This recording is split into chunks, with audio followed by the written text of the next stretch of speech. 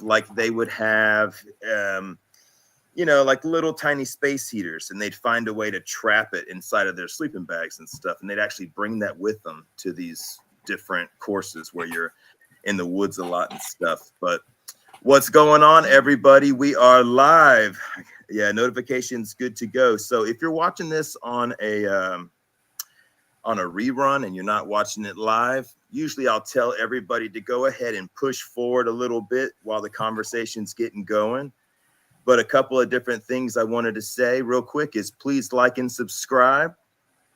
And also Marcel, he has a Discord. If you go check that out, you can get the links to the different lives that we do in the future for different guests. And also we have a bunch of information on there where we share talking about different pharmaceutical texts, different entheogens, different religious topics and stuff like that. But our guest today, we have Daen Dark-Light. Everybody welcome Daen. Thanks for having me on, Witch Doctor. Appreciate it, bro. What up, Marcel? For sure. So I've been wanting to come on for about a month now, bro. I was trying to get you on first out of everybody, but I don't know, the way that all my episodes have unfolded, it's been these random, like, hey, let's go live. And like the next night we're just jumping on. Somebody was available and free, and I was free to do it or whatever. But I like it. I went through, if everybody notices, I went through the lives and got rid of all the old stuff on the old cameras and old computers and whatnot. I figured I wanted to start the page over, and I had tons of repetitive shorts. You know what I mean? Like I kept sharing the same shorts over and over back when I had like under 100 subscribers. And so like now that the ball's rolling and stuff, I'm like, all right, well, I got a lot of excess just junk here that could come off. So I went through and cleaned up a lot of stuff. So we're kind of starting the channel over as far as the interviews and stuff. We still little renovation never hurt. Yeah. So it's kind of like it's back to the beginning, sort of. So it's where I wanted you in the beginning of some of the stuff that we're going to keep for good, But tell us a little bit about yourself, man. I know, you've just done a recent interview. Yeah. Brooklyn Lou, the skeptic, reached out to me. He noticed that I have a quite different take on my spirituality, and he was like, "What the hell is up with that, dude?" So he invited me out and and it was nice because a lot of atheists are just trying to prove something or prove that you can't prove something, So I had an excellent conversation with him, and y'all check it out. Brooklyn Lou, the skeptic. Yeah, I saw that, man, for sure. That was your first interview? Yeah, well, that was my first ever live on anything, and I was just waiting to get my first one. That way I could show people, because I can act kind of crazy in my own videos and in the chat. Yeah. So I want to be able to show people that I can be professional too, Yeah, I know exactly what you mean. I was always the Charlie Day of the group, but I'm also giving the Colonel the battle update briefs at the same time. I can be serious when I need to. Yeah. And, I try to, with all the multiple personalities. And hey, first things first. Look, American Patriot. First things first. But at first I thought I was going to say American Eagle. I'm just playing. American Patriot. So where are you from? From Florida. Florida. Okay. I got you. I couldn't tell. You don't really have an accent. Yeah. There's a lot of atheists in Florida. Most of my friends down there were atheists, and I hang out with atheists a lot, atheists and pagans, because they like to have fun. I like to have fun. Yeah, I think a lot of guys are kind of liking the whole idea of pagan now, because a lot of atheists they just like how that feels when it comes to like the holidays. They're celebrating everything so Christianized. I think some atheists might grow out of caring as much. And everyone goes through this phase. Like for me, it was, let's see, Jesus is completely made up. He's a mystery or whatever, just because I'm a white boy from South Carolina. So that's the only one that applies to me. We're not Muslim, and we're not Jewish. Yeah. There might be some Jewish blood in there that pretended not to be, a little while everyone's ago. Got a little Jew in them is what I say. Jews made sure of that. The different last names, there is one of the last names in my bloodlines that is a Jewish last name, but it's also an Irish one, and it's just the J wasn't invented to exactly. Yeah. And we talk a little, we talk a little bit about language here, but none of us are language experts at all. I'm an art guy. And I was an atheist till I was 33. So that group, different atheist groups and stuff, I think I relate to them, at least, having had that perception at one point. And then I had some experiences. I was a war veteran, and had a bunch of starting my life over a bunch of times, and things weren't going the way I liked them, even while doing this really badass stuff. So I was like, what the heck, man? I felt like there had to be something else out there to make things, I guess, make more sense or whatever. Because when you're an atheist, you want to be religious half the time. You just don't believe it. Yeah. You know how the luxury of people who are, since we're talking about atheism at the moment, but the luxury of people that believe the religions, you don't know how lucky you are. I wish I had that going out the wire when I was 20 years old on the freaking Humvee, in Iraq. Yeah. Everybody sit around praying before we go, and all the atheists are staring at each other like, hey, good luck, motherfucker. Yeah, I'll see you out there, guys. And just, fuck. And then you get older and you learn a lot more about that. And then you learn a lot more about religion too. And then I've entertained Christianity so much. I've gone to church in high school. I was always an atheist, though. In the book, I can't stand church. Yeah, I like youth nights because it keeps kids from doing other stuff. It's just that we still did the other stuff when we weren't at the youth nights. We just went there as a place to go during the week because we were bored and didn't want to be at home. For whatever reasons. Everybody's parents were divorcing. The millennial population, all of our parents got divorced when we were in high school because the parents were like, oh shit, this didn't work. And they were all miserable and stuff. So like you go places to deal with that. All my friends were atheists in high school. So finally people could understand how I felt about that. I mean, I remember in 7th grade being on the playground, like for recess and shit, and telling my best buddies that I didn't believe in God, and them looking at me like I was insane and being like, well, how do y'all believe in it? I was like, I never understood how you even believed it. It was so Santa Claus-ish that at least the way that I was thinking about it back then. But then I had some entheogens, and ironically, my mother, an anthropology major and insanely educated on entheogens, she protecting me as a child didn't really let me know a lot about that. However, she had all the education in the world. So I didn't really, when my friends were doing mushrooms in high school, I didn't do them. I was scared, I don't want to step on this subject because this is part of our itinerary. Yes, it is. Yeah. And that's what was going to wrap us into what we were doing today, guys. So today we wanted to be a little bit more organized. So what we did was Daen put together an itinerary. It's something to kind of help the channel out too, just so that we can stay more give us some direction as we go for the episode. And so we have some cool features here on StreamYard we're going to try out today. At the end, we have a questionnaire that all the guests on the show are going to answer every time they're on. Next time we have Tiger Shark, next time we have Chase, they're going to go through the questionnaire because we didn't have it in the other episodes. So in addition to a questionnaire, we wanted to make sure that we could flow through this conversation with some kind of direction. And that way we don't do a 6-hour interview and then everybody's dead tonight. So, well, we just want to pack all the content we can and make it really juicy all the way through. Yeah. And one of the things that me and Daen were talking about yesterday, just texting back and forth with the dang snow we had, was addiction and stuff. So like I used to use nicotine, right? A lot of soldiers do. But then I got away from the nicotine after quitting a dozen times and after using different like vapes and Zen pouches. And before that, there was cigarettes and dip all the way down to when I was in high school. So this 20-year relationship with nicotine, I broke that last year. Yeah, that's badass.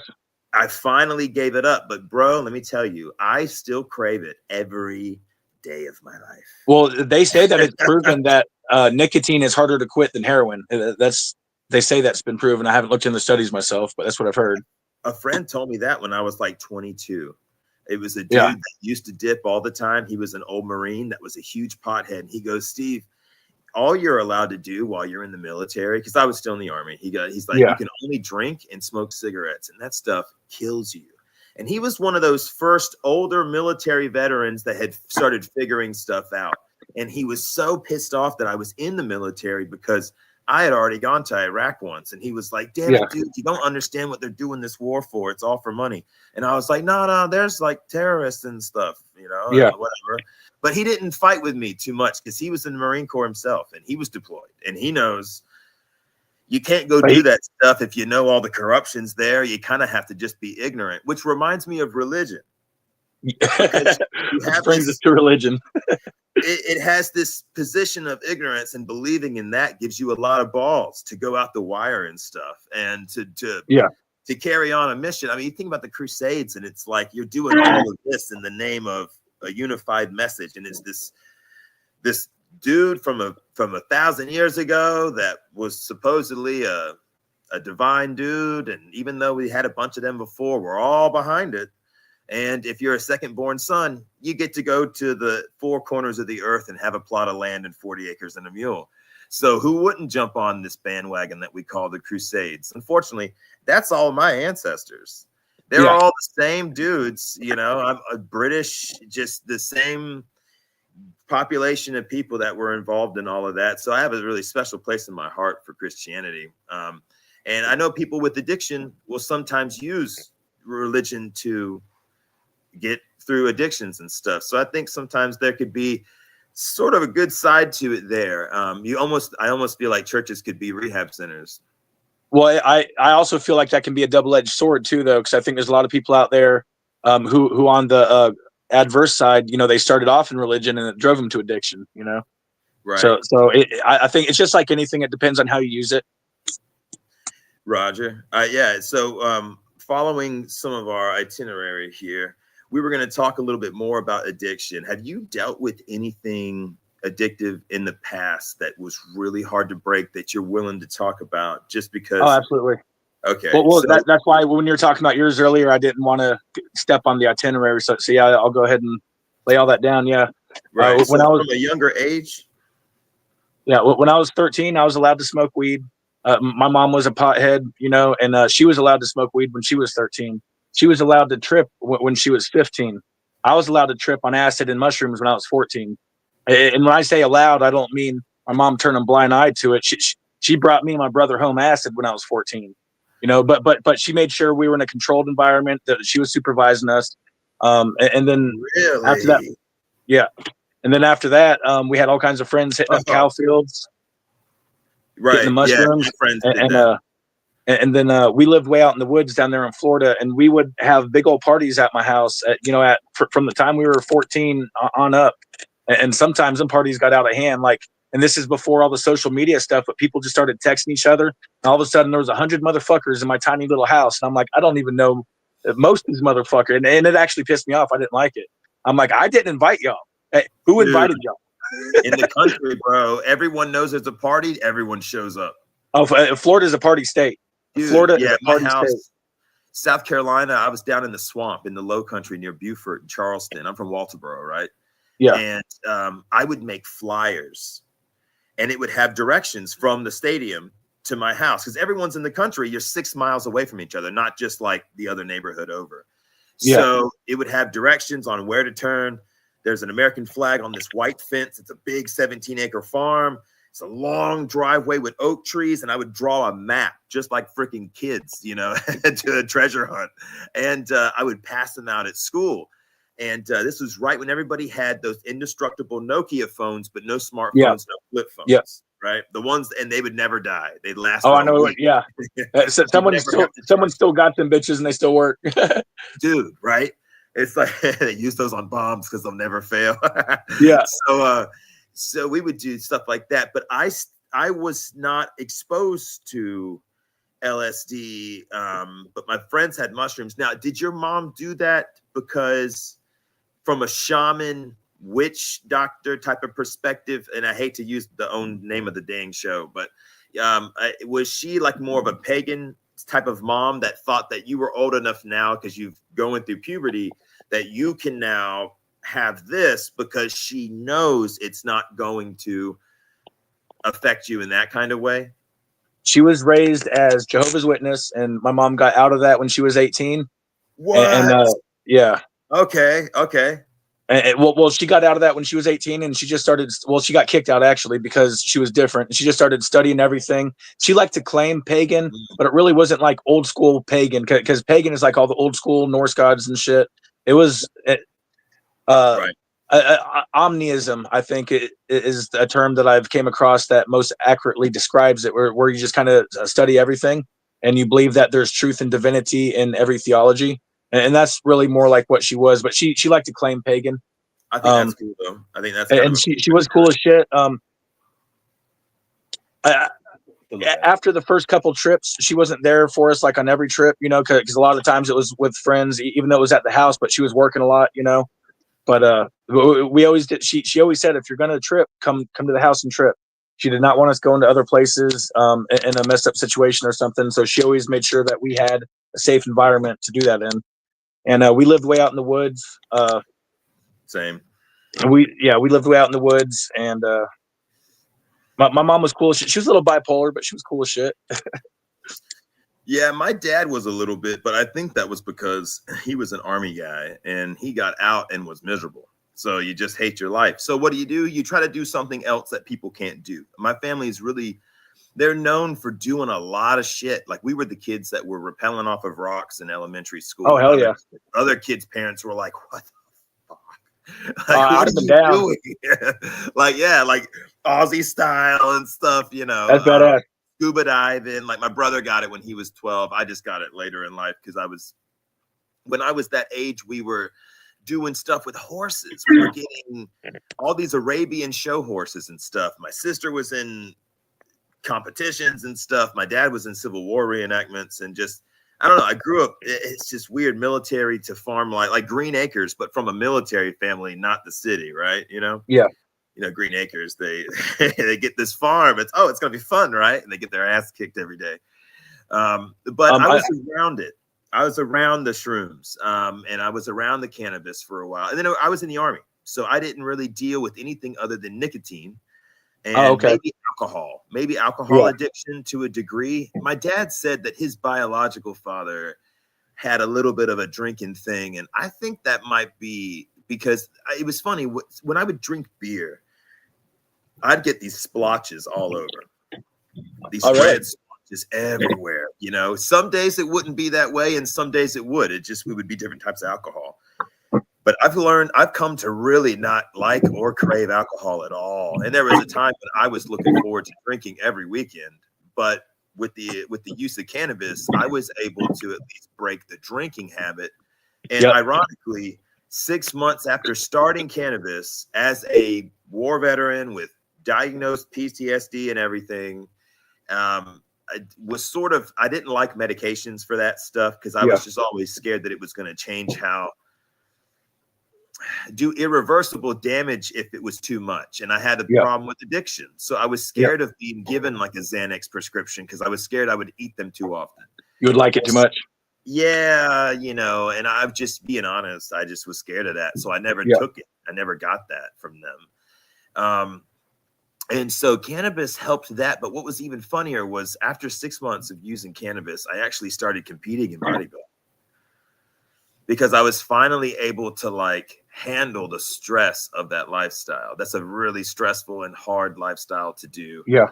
Is silly as the whole beauty pageant is. It's what the heck, and lots of chemicals stuff involved, but I still wasn't like an entheogen guy much. It was just when you're on trend, marijuana really levels you out, Oh, really? Really over aggressive asshole. Yeah. And cannabis really helps that. At least you can extinguish your emotions and just try to go to sleep. See, me personally, I have never once in my life considered doing any kind of steroid because I was born with I was born with puberty onset gyno, so I got a little bit of gyno anyway, and I would not do anything to ever make that worse. It's just a little bit, but it's just enough to be like, damn, you got some big ass nipples, boy. Yeah, I know what you mean, and that's a lot. Just dudes with high testosterone. I had the same thing, and honestly, I had to take so much shit to dry that up.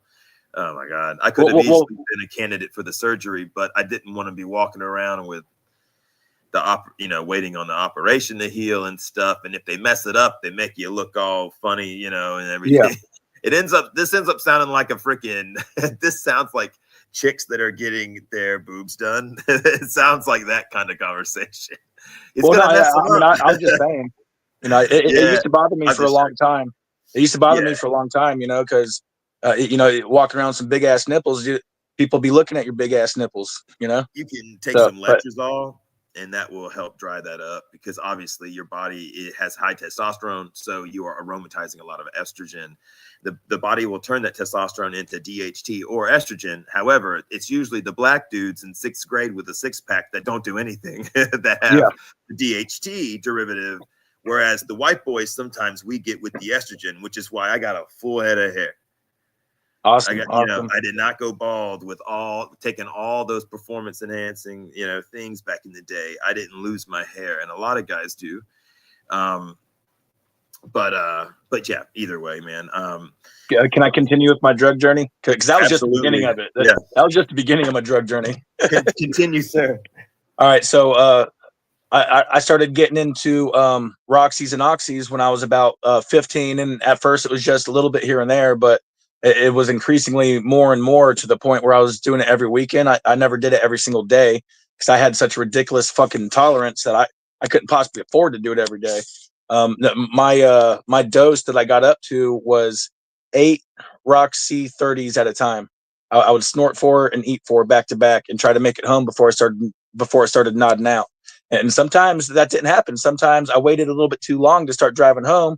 And there was one time I was nodding out and woke up going through someone's fence. I took their fence down. I'm like, oh fuck, man! I went to go in reverse to get the fuck out of there before they came out and say, well, you got to pay for my new fence, And then the fence was stuck in my car. I'm like, oh shit! I had to jump out and fucking unhook it from my car and then haul ass out of there. There was another time I nodded out right at a damn stop sign and woke up going. Luckily, it was in Florida and there wasn't a mountain, but I just woke up going into a ditch, and luckily I was able to get out of there. I was like, "Fuck, dude." So, actually, when I quit doing weed is when I started doing pills a whole bunch, and I had to start smoking weed again to get me off the pills. And once I got away from the pills, I was like, fuck that shit. I wasted 5 years of my life on opiate pills. And I'll never go back to that. Well, actually, when my mom died, her face rotted off from cancer about 8 years ago. She left behind 2 bottles of hydros.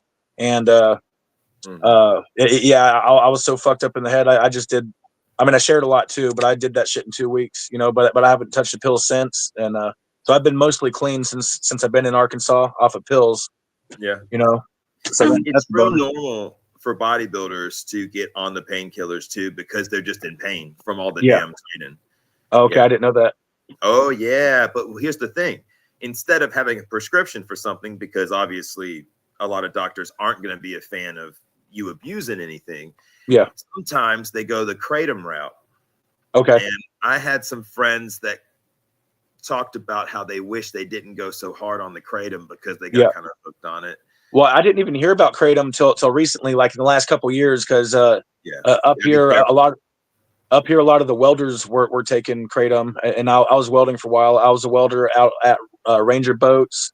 If you're a bass man, you know about Ranger Boats. Oh yeah. I did kratom a couple times, and it tastes like fucking shit, but it felt really good though. But if you did, it was easy to take too much and puke, and I hate puking. So just the drawbacks weren't worth. But it was scarily just as good as the opiates that I used to do when I was younger. So that's another thing. I'm like, nah, I like this too much. I'm not going to do it. Yeah, I had some buddies on the road when I was doing security for the Trump campaign. Believe it or not, they were professional wrestlers and pro bodybuilders, and some of them didn't have a prescription, so they had a bottle of that, and they actually said that it was pretty good to take even before like working at the rallies because it just took the anxiety down a little bit. But I was always kind of scared of the opioids. My wife's in pharmacological investigation master's program right now at the University of Wisconsin-Madison, same place where Amon actually got his doctorate or his PhD.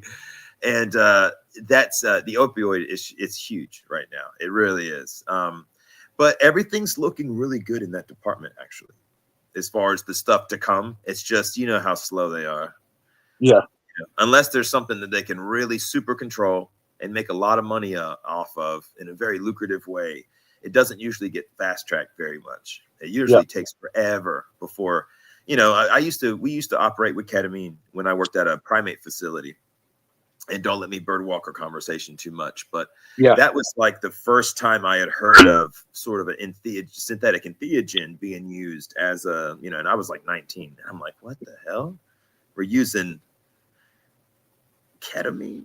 It's special K, the stuff, the horse tranquilizer stuff, the elephant. I've never done it, but I've heard about it. Yeah. I was like, I thought that was a tranquilizer, and everyone's like, no, it's like got entheogenic qualities to it. I'm like, what? I didn't even know this was a long time ago, but I was like, holy crap, I didn't know that. You know, but that's still something that I have no desire to do. The only things that I haven't done that I really want to do is I want to do peyote. I want to do actual ayahuasca. And what I currently do is I smoke weed, I do mushrooms, and I do DMT. But the shrooms and DMT are a couple of times a year type deal. The smoking weed is more of an everyday thing. But I really got to quit smoking it because after I've been smoking since I was 13, I'm almost 40, so it's really fucking my lungs up. I can tell because I've quit smoking weed a couple times, man. And every time I quit smoking weed, I start losing weight, I start working out, I start eating right, I start feeling better about myself. The best I've ever felt in my life was right before I turned 30. I was 270 pounds. My fat rolls were starting to grow little fat rolls on them. I'm like, hell no, dude, I got to do something about this. So I just started pretty much starving myself. I wasn't really eating right. I was starving myself, and I was jogging mad miles. But I dropped 70 pounds in 7 months. You know, I got down to 205. For the first time in my life, I had a little six-pack starting to pop up. And I felt really fucking good about myself. And then I started smoking weed again. And there went that. Yeah, well, I know a lot of guys that they'll have it just for the moment, if you know what I mean. They're doing what the Romans do. So like if they're a bodybuilder competitor, they're doing it while they're getting through these shows and stuff. And then, you know, guys, a lot of my friends at least, just because they're all kind of typecast being an army guy and a bodybuilder before all my friends were army guys and bodybuilders, you know, until the entheogen conversation became a bigger part of my life. After having an experience, a couple of them, and then a year of doing that all the time, and then like now never needing them because you kind of become the medicine in a way. Well, it does its job, you know. It does its job. It's like you don't need 7 gram, you know, unicorns anymore. you're good. You can just like 1 gram even now for someone who's real experienced. You know how to see now microdosing.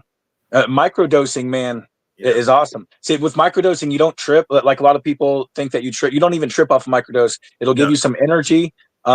Actually,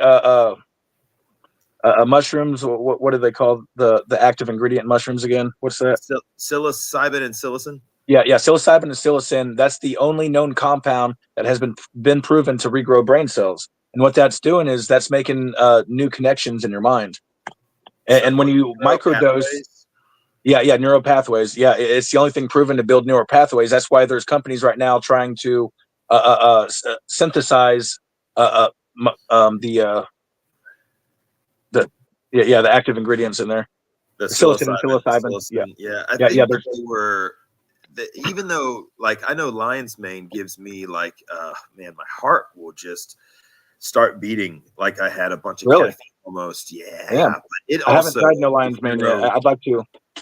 Neuroregenerative to a degree, I believe. Yeah, lion mane is really good for your mental health. Yeah, it seems like the mushroom department seems to be what really helps the whole neural pathway concept with the brain.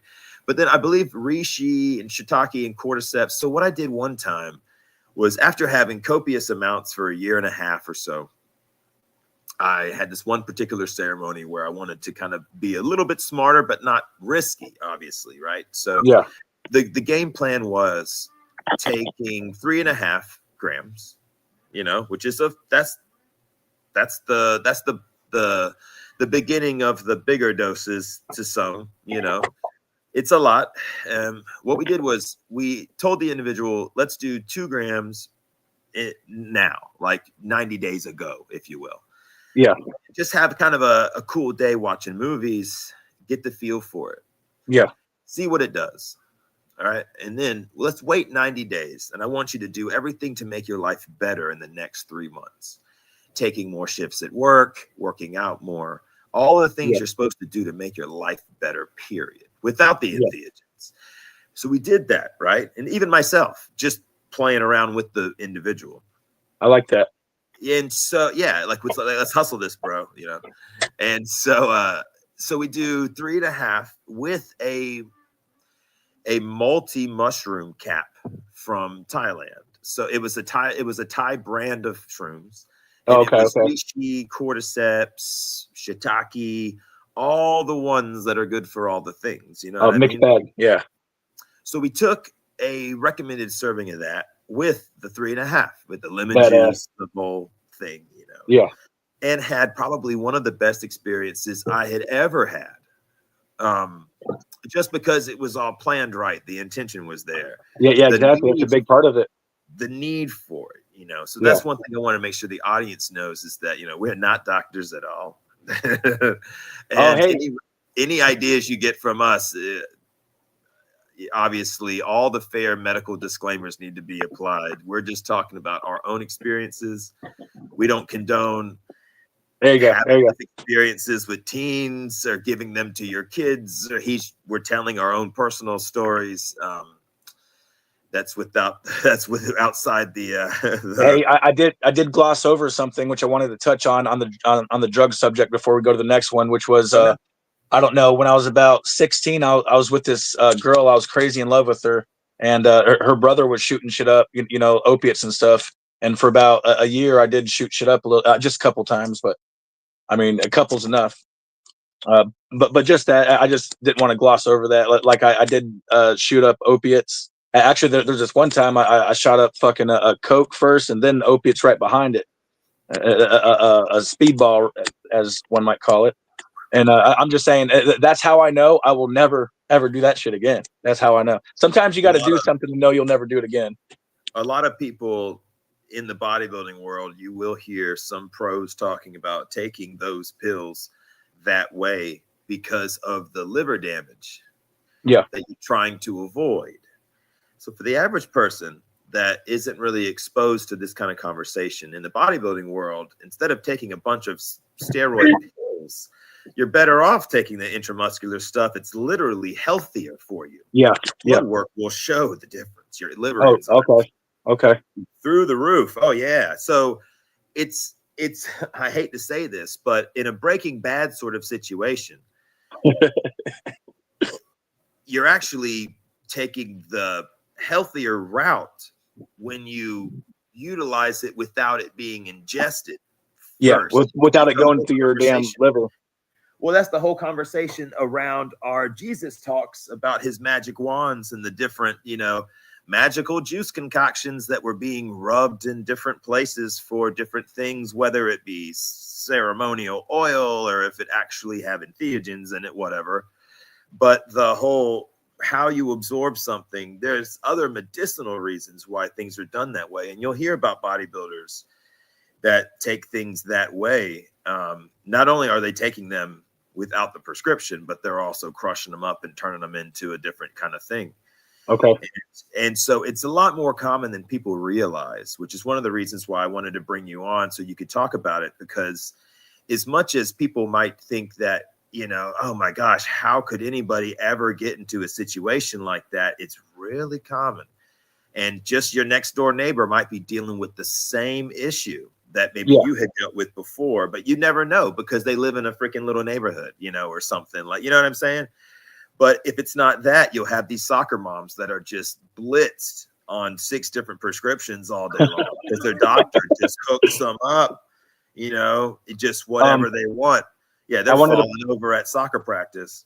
Can I point out real quick that for thousands and thousands of years, pharmacology was based on natural plants. And now all of a sudden, pharmacology is strictly chemicals.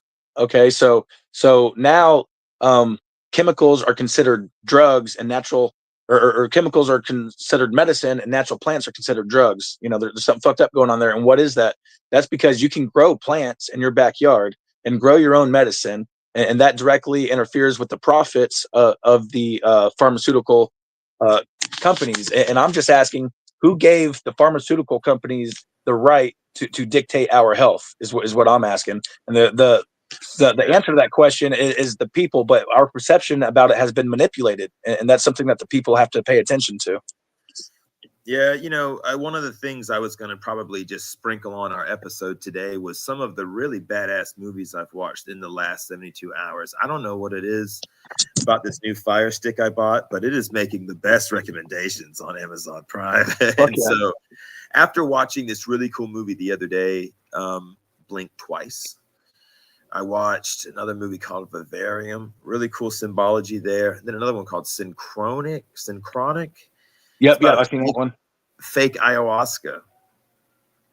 Interesting, really interesting stuff for sure. And then I also, just like you were saying, in addition to those movies, I watched that Borat lockdown movie. And so what they did with this particular movie was they made it a Borat movie, but they also made it a movie to sort of, like you were saying, how science or the media, a lot of things are manipulated with money. So they'll really strong arm certain aspects of different things. And they'll use really passive ways of doing it, and so that movie Borat, the lockdown special, definitely everybody check it out if you haven't. It's funny. Just watch it. 'Cause now that it's so many years behind us, it's kind of funny to watch it. But definitely everybody check out Vivarium if you haven't. That's a really, really good movie. But Synchronic, I think, would be one of the more enjoyable ones too for everybody. Because a lot of people here, since we're talking about different addictions and different things that we've dealt with as far as addictions and ways to get over it, which is what we're talking about next, is what are some of the ways that you got over it.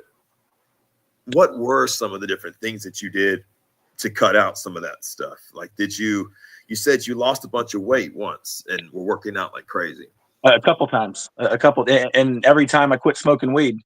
After about a month of quitting smoking weed, it takes about a month just to quit wanting it. But after that month, I start getting bored and looking around, and I'm like, well, what now? Well, let's start eating right. Let's start working out, man. Yeah, that's always hard to do. Even for guys that work out, if you get out of the habit and you stop going for whatever reason, getting it going definitely can help for sure. It doesn't really do the same things that, the things we're doing. But I think if you work at it every day, you keep going back or just accomplishing goals with that, it can definitely help for sure. The problem I've always had, like back in the day, to having such a high caffeine addiction. Like there's, especially in the bodybuilding world, like, we'll take a Bang in the morning, which is 300 milligrams, Bang energy drink. Yeah. And then we'll take another one like later on in the day before a workout. Well, thanks for clarifying, because I didn't know if that was like slang for something. Oh, okay. Yeah, I like the bangs. Bangs are good. Bang 3 times a day. Oh man, no. But I have seen some funny jokes around that drink for sure because of that.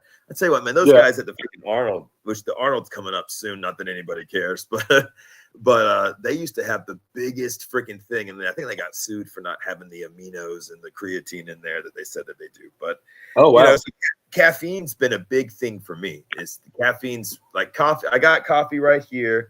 That's the lesser of the evils, right? But these energy drinks, there was a time. Remember back before energy drinks, Red Bull was like the first one, right? Oh, yeah. And then we saw these Rippets in the gas stations.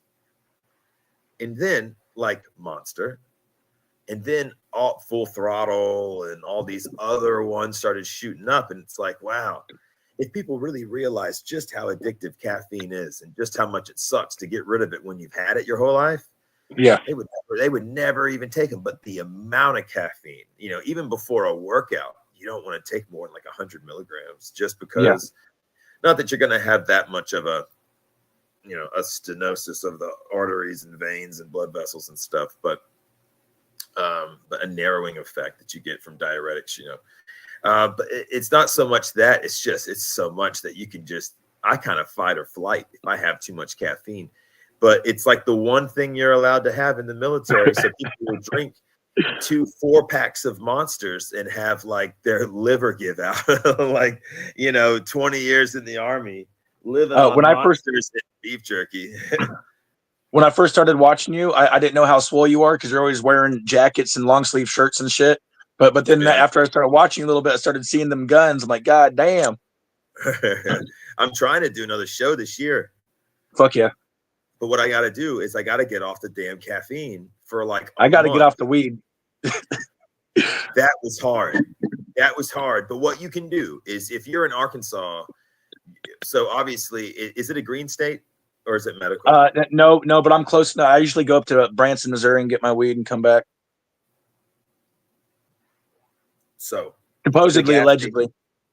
Do the gas stations sell the fake stuff? They used to here in Arkansas, but they outlawed that about a year ago, and that's when I started going to Branson. So the fake ones. Even the fake, the Deltas. 9, the Deltas. Yeah. They outlawed that here. That could be a good way for someone that's trying to cut, having some strong flour every day. If you're trying to just downgrade.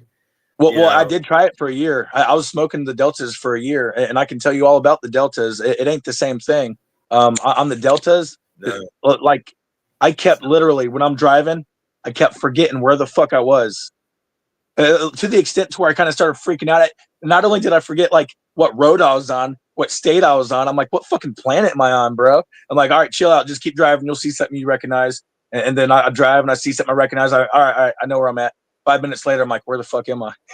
but that was like strictly a Delta 9 thing, dude. Yeah, so that shit fucked me up. Well, my mom, who's the anthropology girl, she says that and I used to grow autoflowers and other all the regular kind.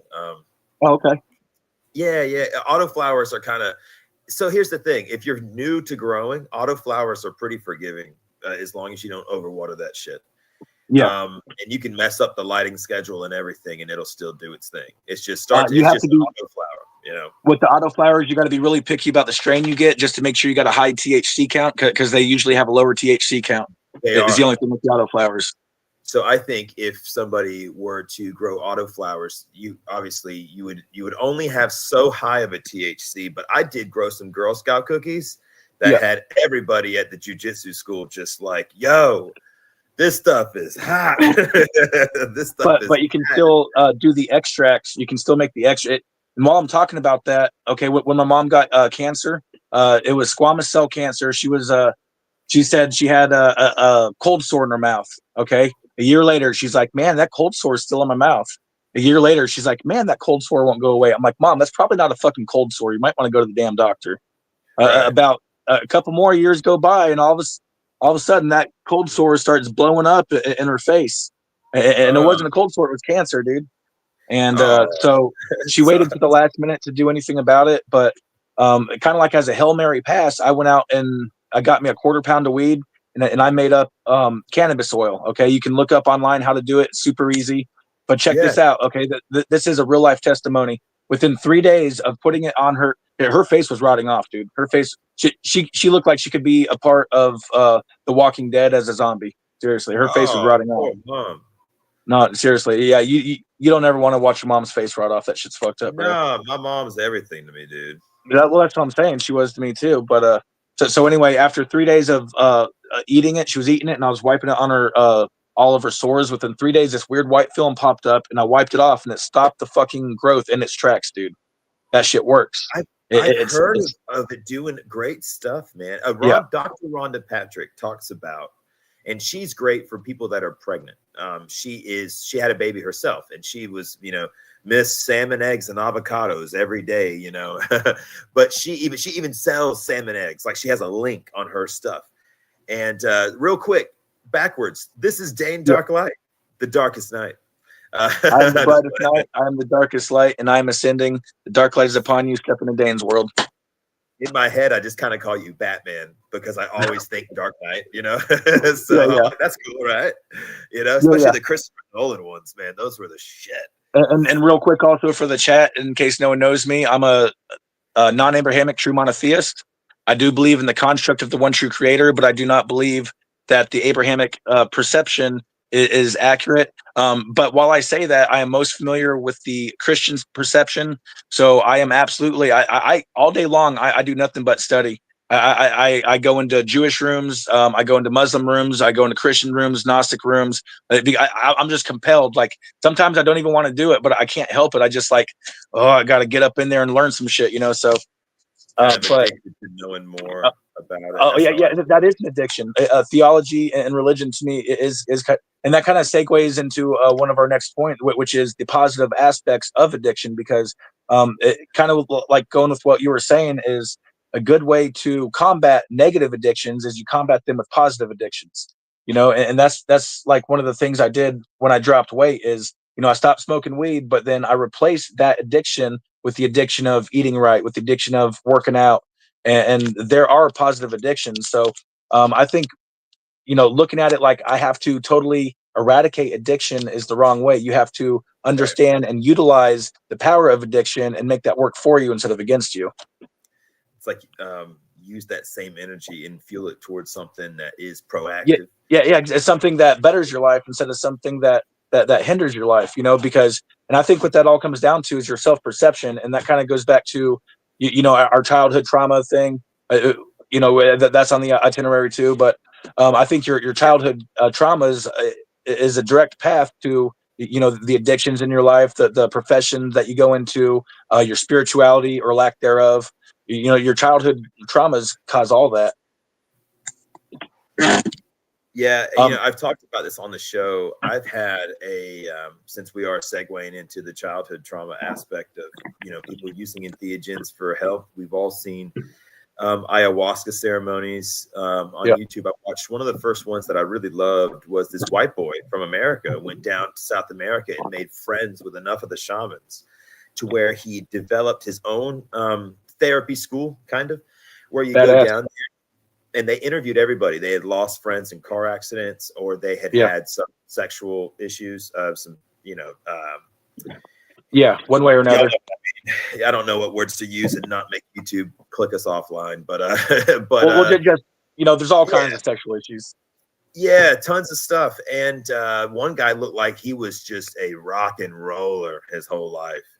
And they did the full blown shit tea and, you know, blew the black tobacco in all the containers and vessels. And I lived in Panama for 3 years. So Okay. anything that has to do with South America and the Amazon, you know, I have a special place in my heart for that just in general, to where when I saw God the first time, it was actually like an African / South American looking lady Huh. with a snake theme. It was Well, like, you know what's interesting about that is Africa and South America used to be attached. You know, so there yeah. is like an actual link there. And they've come over before. The history books will tell you. If you look at some of the tribes down there, there's too much Afro genetics in them for it to be Yeah, the Forrest totally Gump route. isolated. In order for it to Yeah, be like totally the isolated. Native Americans have the evolved, you know, Forrest Gump route where they went all the way around the world, right? Yeah. But there's like the Lumbee Indians and some South American tribes. There's too much Afro genetics. I Yeah. personally believe. My mom thinks the same thing too, because they did some insane shit with the oceans back then. They did some ballsy stuff that you could not Oh get yeah. snowflake. You couldn't even get badasses today to do some of the stuff. They Yeah, were desperate. the most fierce, bloodthirsty Rambo, you know, on all the steroids and everything, with a death wish, still won't take. That ain't going to be his ending. You know, he'll be Yeah, yeah. lost I'm at gonna die sea. some other way, not like that. Bro, that'd be tough, bro. But that's my ancestors. They had a lot of Navy and a lot of stuff like that, Army guys and whatnot. The whole Vikings, you know, that they did some insane crap and came over to even where Marcel lives. There's an establishment there, you know, and that was way before Columbus. So I totally think that if you watch the documentary Kon-Tiki, there's two. There's an old one that's in black and white of the original mission, and then Yeah. there's a newer one that was done with some Swedish and Danish dudes, where it's in color and it's nice. It's, you know, post 2000 somethings. It's pretty good. And even the old documentary is great, but it was these white boys from Sweden and Norway came down, these Viking descendants, they came down to do a project where they even tested out stuff for the U.S. military and whatnot. But they went from South America to the Polynesian islands with using nothing but a raft built off of. Damn. Yeah, these boys were eating fish straight out the ocean. I'm talking savage Gollum style, just just that's a badass right there, and that's all of our granddads, Yeah. Before we Well, had I Hot definitely got Pockets. some. I definitely got some Neanderthal on me. Look, my forehead says so. Is that the bigger brow line? Is that a thing? Yeah. I got you. Yeah, I have a handful of that for sure, but I think people can look at me and tell that I'm as far Western European as they go, pretty much. Irish and Scottish and British. There might be some stuff from the inland, but I'm not that dark, My hair ain't like Italian dude dark or nothing like that, so most of my genetics are right there in the freaking channel, and that's, I'm cool with that. I like that. I like the movies that they do, the Braveheart, Highlander. That's all my dudes, right? So I'm cool with that. Everybody wants to be something really cool, and they kind of downplay the whole, their own stuff. And it's like when you see white girls trying to act like other races, and it's like, come on now, just embrace yourself, embrace your own, Well, check it out though. It doesn't matter what color you are. If you're living in a community with a certain culture, you're going to adopt that. And I say that because down in Florida is a state. Yeah. But Florida's a state full of wiggers, dude. And I'm talking about some white people that really think they're black. No, I'm sure they ain't even joking. They ain't joking, dude. They ain't joking. They ain't playing.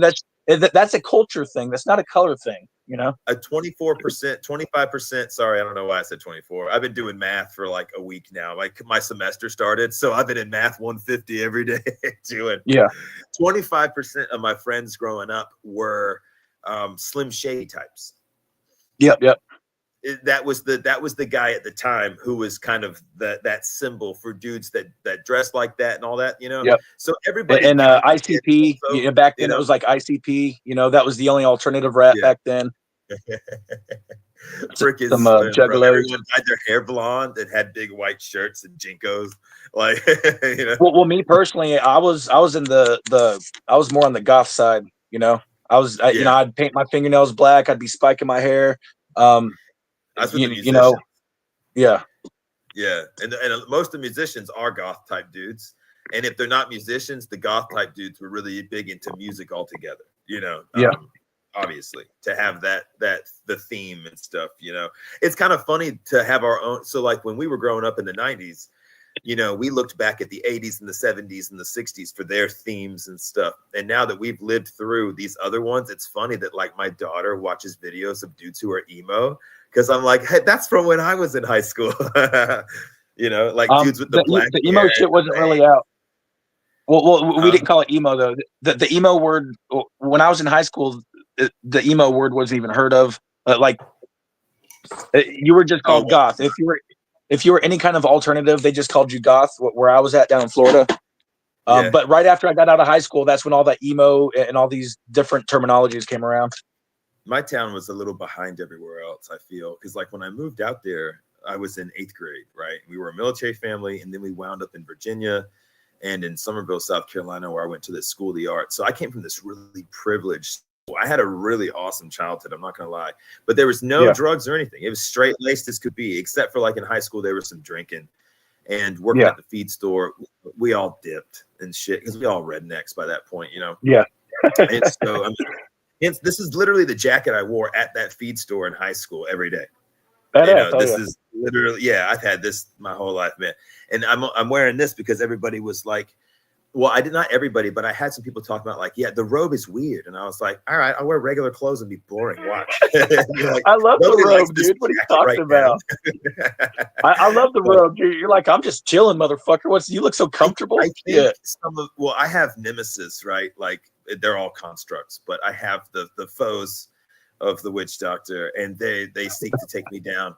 They've said things like the robe is weird, like I'm a what's that Harvey Weinstein vibes. I'm like, oh, I can't. They didn't say that, but in my head, I know that's what they mean, and I'm like, oh yeah, I see what you're saying. I'm not naked under the robe though, so that's the only difference.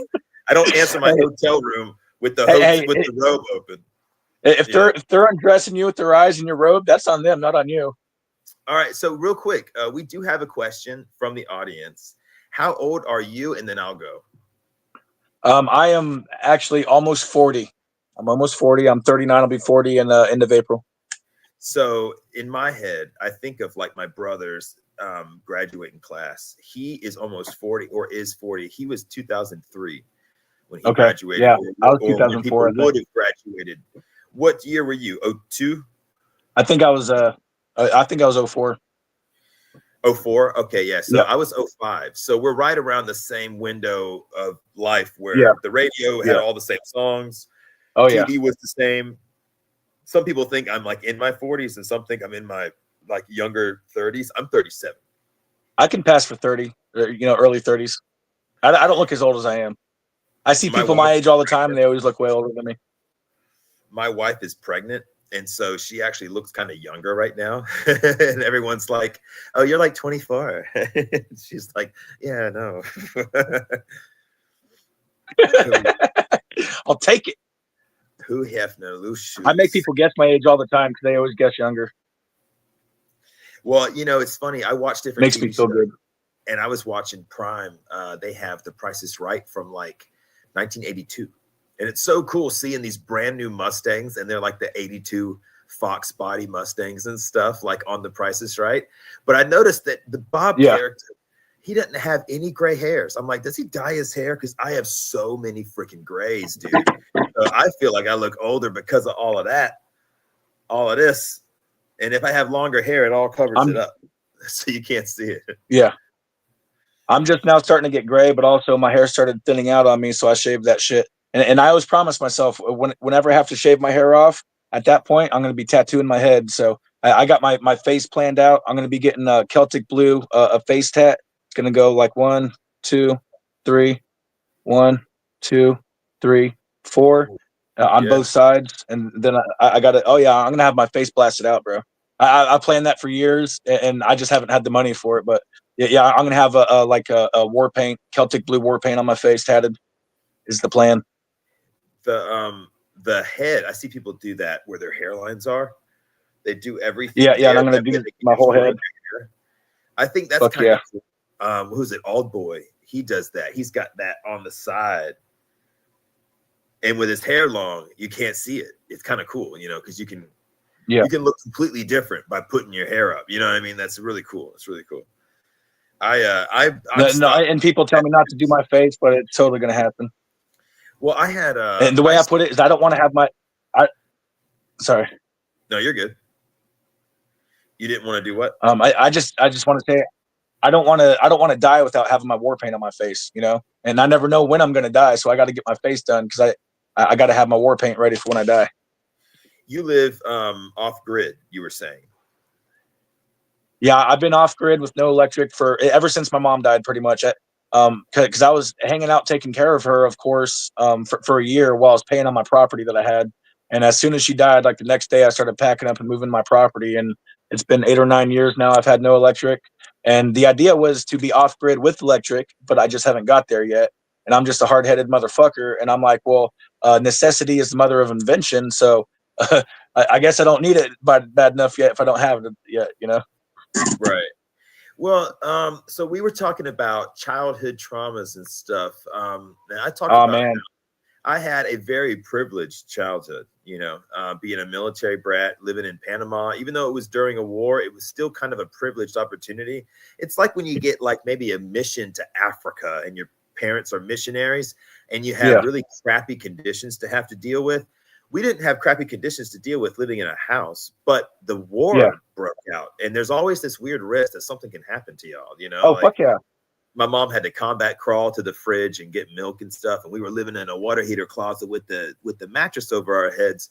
And I always wondered that, and moving every 3 years, completely uprooting yourself. And before there was even a way to keep in contact with like Facebook Messenger, and you can't call long distance back in the day and just talk to people and not piss your parents off. So whenever we would move, it became this big operation to keep your old friends. And then next thing you know, your new friends in your new town take over. And then even those guys aren't going to want to hang out with you in 15 years because you realize that you were friends in high school for 1 or 2 unifying reasons, but your personalities were all very different.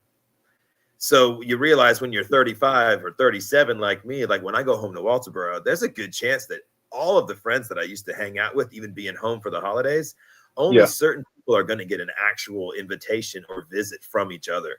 And it's who hasn't annoyed the shit out of somebody else, or which friend hasn't screwed somebody else over and stuff. So I can definitely see the reason why people, even in a small town where life is simple, can want to live off grid. What have you noticed about yourself living off grid? Do you think it's helped you develop a sense of solitude and like independence living off grid? Do you wish that you hadn't gotten into living, like, what's like, tell me how it's been living off grid and some of the struggles that you deal with. Well, what I've learned about myself is, and that's something I've learned about all of society, is you don't need electric nearly as much as you think you do, is what I learned about that. Yeah, I can see that for sure.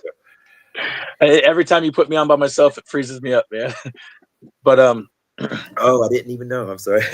Yeah. Yeah, I've just been too fucking broke because I was supposed to be off grid with electric, and I just ain't got there yet. Yeah. So, solar panels are interesting. I have some on my house.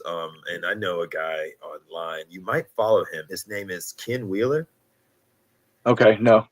Theoria Apophysis. He has a show where I've featured him a couple of times on the episodes, just a screenshot of his show. He's a bald guy with tattoos who is also a Greek translator, kind of like the Lady Babylon, Dr. Hillman. And so we were trying in the beginning when everybody was starting to hear about who he was. And I know that you're in the chat on that channel in the live streams. We've seen you there and stuff. Amon? Yeah. A couple of times. I just went there to see why he's so famous, and I still don't get it. I still don't get why he's so famous. He's kind of entertaining, but he's the something to talk about right now. He's kind of like the Trump of the Gnostic world. Because he's there, he's given all the news channels things to talk about, and it's the stuff that he says. And even though he hates Trump, and I used to work for Trump's campaign doing security and shit on the road, and all the congressmen for years, I did that crap. And what I can say is this: me and him don't agree politically, and neither does I'm very like in the middle, like libertarian and stuff. But neither does Ken Wheeler. He said the same thing. Ken Wheeler has a show where he talks about the metaphysical hierarchy or metaphysics, and that's something we're going to talk to today when we move into the Gnostic questionnaire in a sec. Yeah. But Ken Wheeler, he's a Greek translator that actually agreed with some of the translations of the age ranges and stuff, and so he kind of got the attention of guys that were in that channel, but I think that's the only real reason he's famous, is because he's given people stuff to criticize, kind of like my own channel. Okay, I'm now starting to get criticized by numerous channels. Now, don't get me wrong, he's entertaining. Amon's entertaining, don't get me wrong. And you can tell he's educated. Well, he's got a lot of episodes now, so at this point, he's been going live a lot. I almost thought he could slow down since he's not monetized. But he might really get a lot more followers from going live so much. The shame is that, and this is why I took down a lot of episodes that even I had. At a certain point, we're kind of repetitive, and no one's going to scroll through all those hours of videos and stuff. So you got to redo them because people don't go back and watch your old stuff anyway. So I was like, well, I don't care about my channel's monetized, but it's not aggressively monetized at all. This, as far as I know, is not monetized while we're streaming. It should just be off. And so I took down all these repetitive shorts that didn't need to have. There was like 2 or 3 of the same ones. And so those all counted as videos. So my page just went from like 200 down to like 58 videos. Completely. Yeah, I saw that. I noticed. And what's great about that is that even though I accidentally erased 2 of the interviews that I was going to keep up, they were with Tiger Shark and Chase, the movie director. I was like, shit. I didn't notice because I didn't have a special thumbnail on them. Oh, okay. But the other interviews with Chase and Mandy Moorhall had their own special thumbnails. Yeah. So when I was deleting, I was just like, I deleted like, oh my God, bro. Well, you saw the math, 220 down to 58, you know? Oh yeah. I was just getting delete happy and delete. And I was like, oh crap, I deleted something I wanted to keep.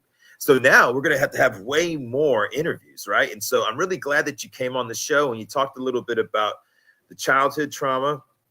No, we didn't get there yet. I got some trauma, man. I mean, I know there's people out there with worse lives than me, but no, like my talk more about that.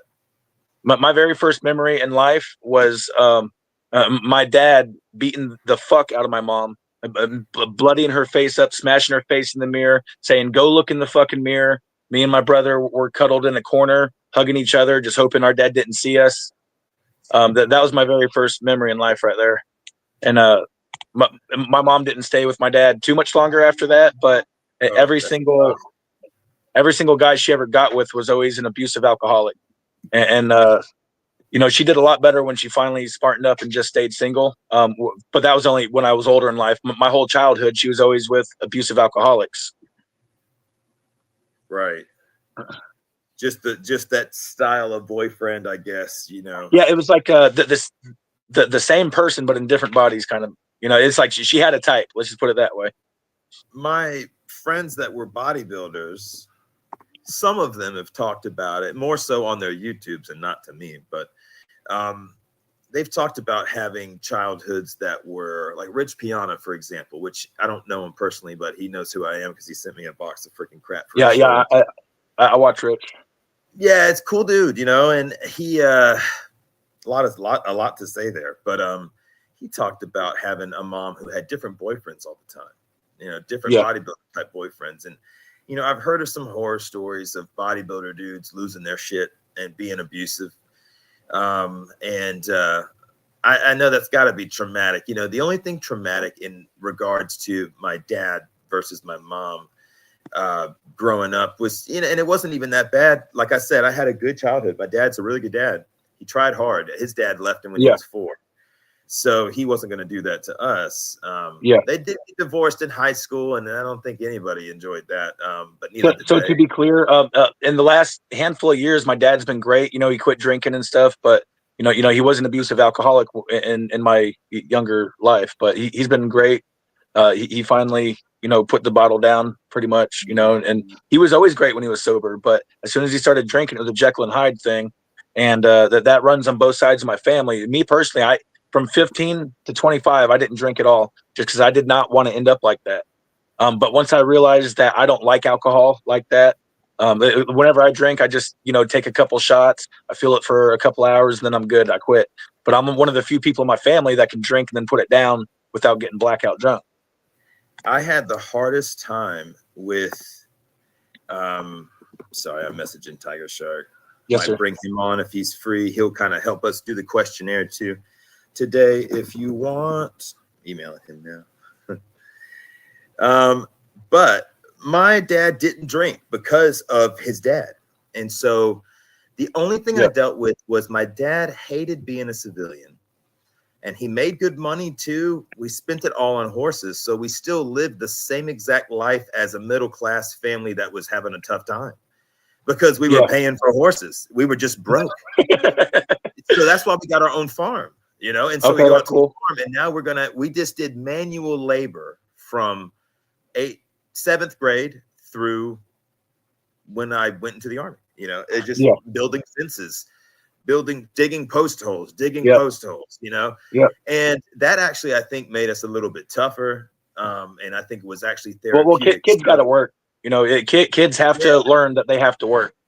Yeah. And so with my daughter, you know, I had her come out and live with me because we were like, hey, we're going to have miniature goats and stuff so that Dean can learn how to, you know, take care of stuff, feed animals and whatnot. And I have a little one on the way now, little Stephen Ray. Oh, awesome. I'm so excited, dude. Yeah. And so, you know, Tiger Shark's here. I'm going to bring it in just a second, bro. And so I brought my daughter out here. She's been living with her mom for 10 years in a military family like I was when I was a kid. But see, my dad got off active duty when I was about Campbell's age, so a little younger. So I was like, well, Campbell's been moving around a lot. That's not traumatic, but it caused me, I think, to deal with, how do I say this? Being okay with starting over so much. Yeah, yeah. And that can be destructive for a man when he's in his 20s through his 30s. If he's starting his life over and moving every breakup and putting himself in positions to have to always move, if I there's a want to do break, that too. I used to move around a lot too. stupid, living in paying X amount of dollars a month to rent rooms from buddies who had an extra room and were single. Yeah.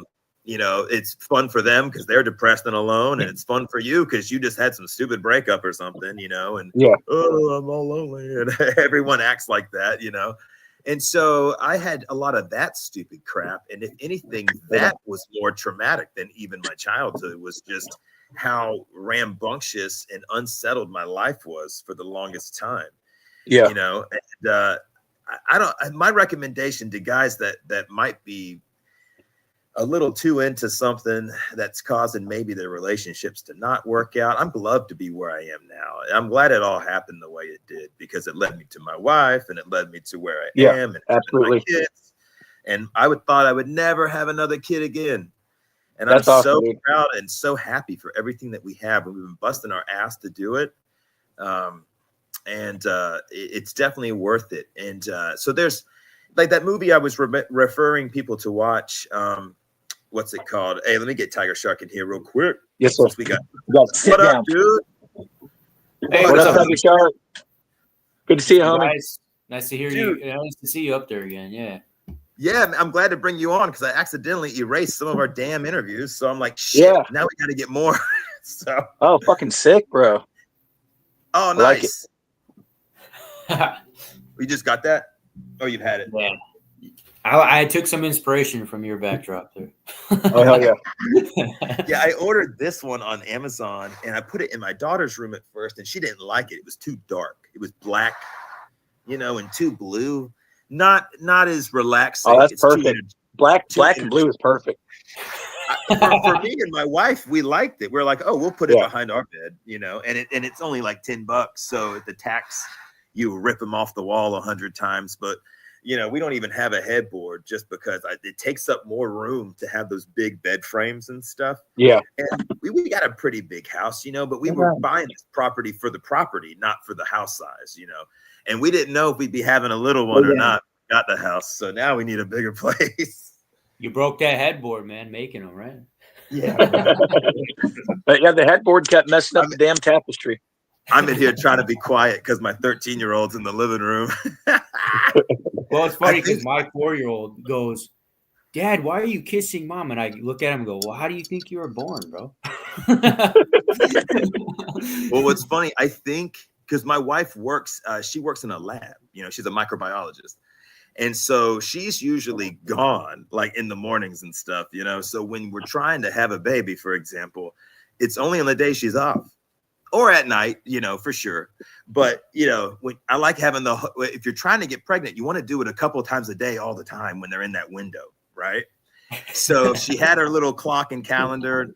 And in my head, I'm counting days and stuff. And I'm waiting like while she's like on her period and stuff. Like I'm like waiting and trying to do all the hocus pocus to have a dude, like not doing anything on my own, not doing anything with her, driving her nuts and shit. And that's why I was like, but I want my boy swimmers to be in the front. And it worked, even though it's all mythology.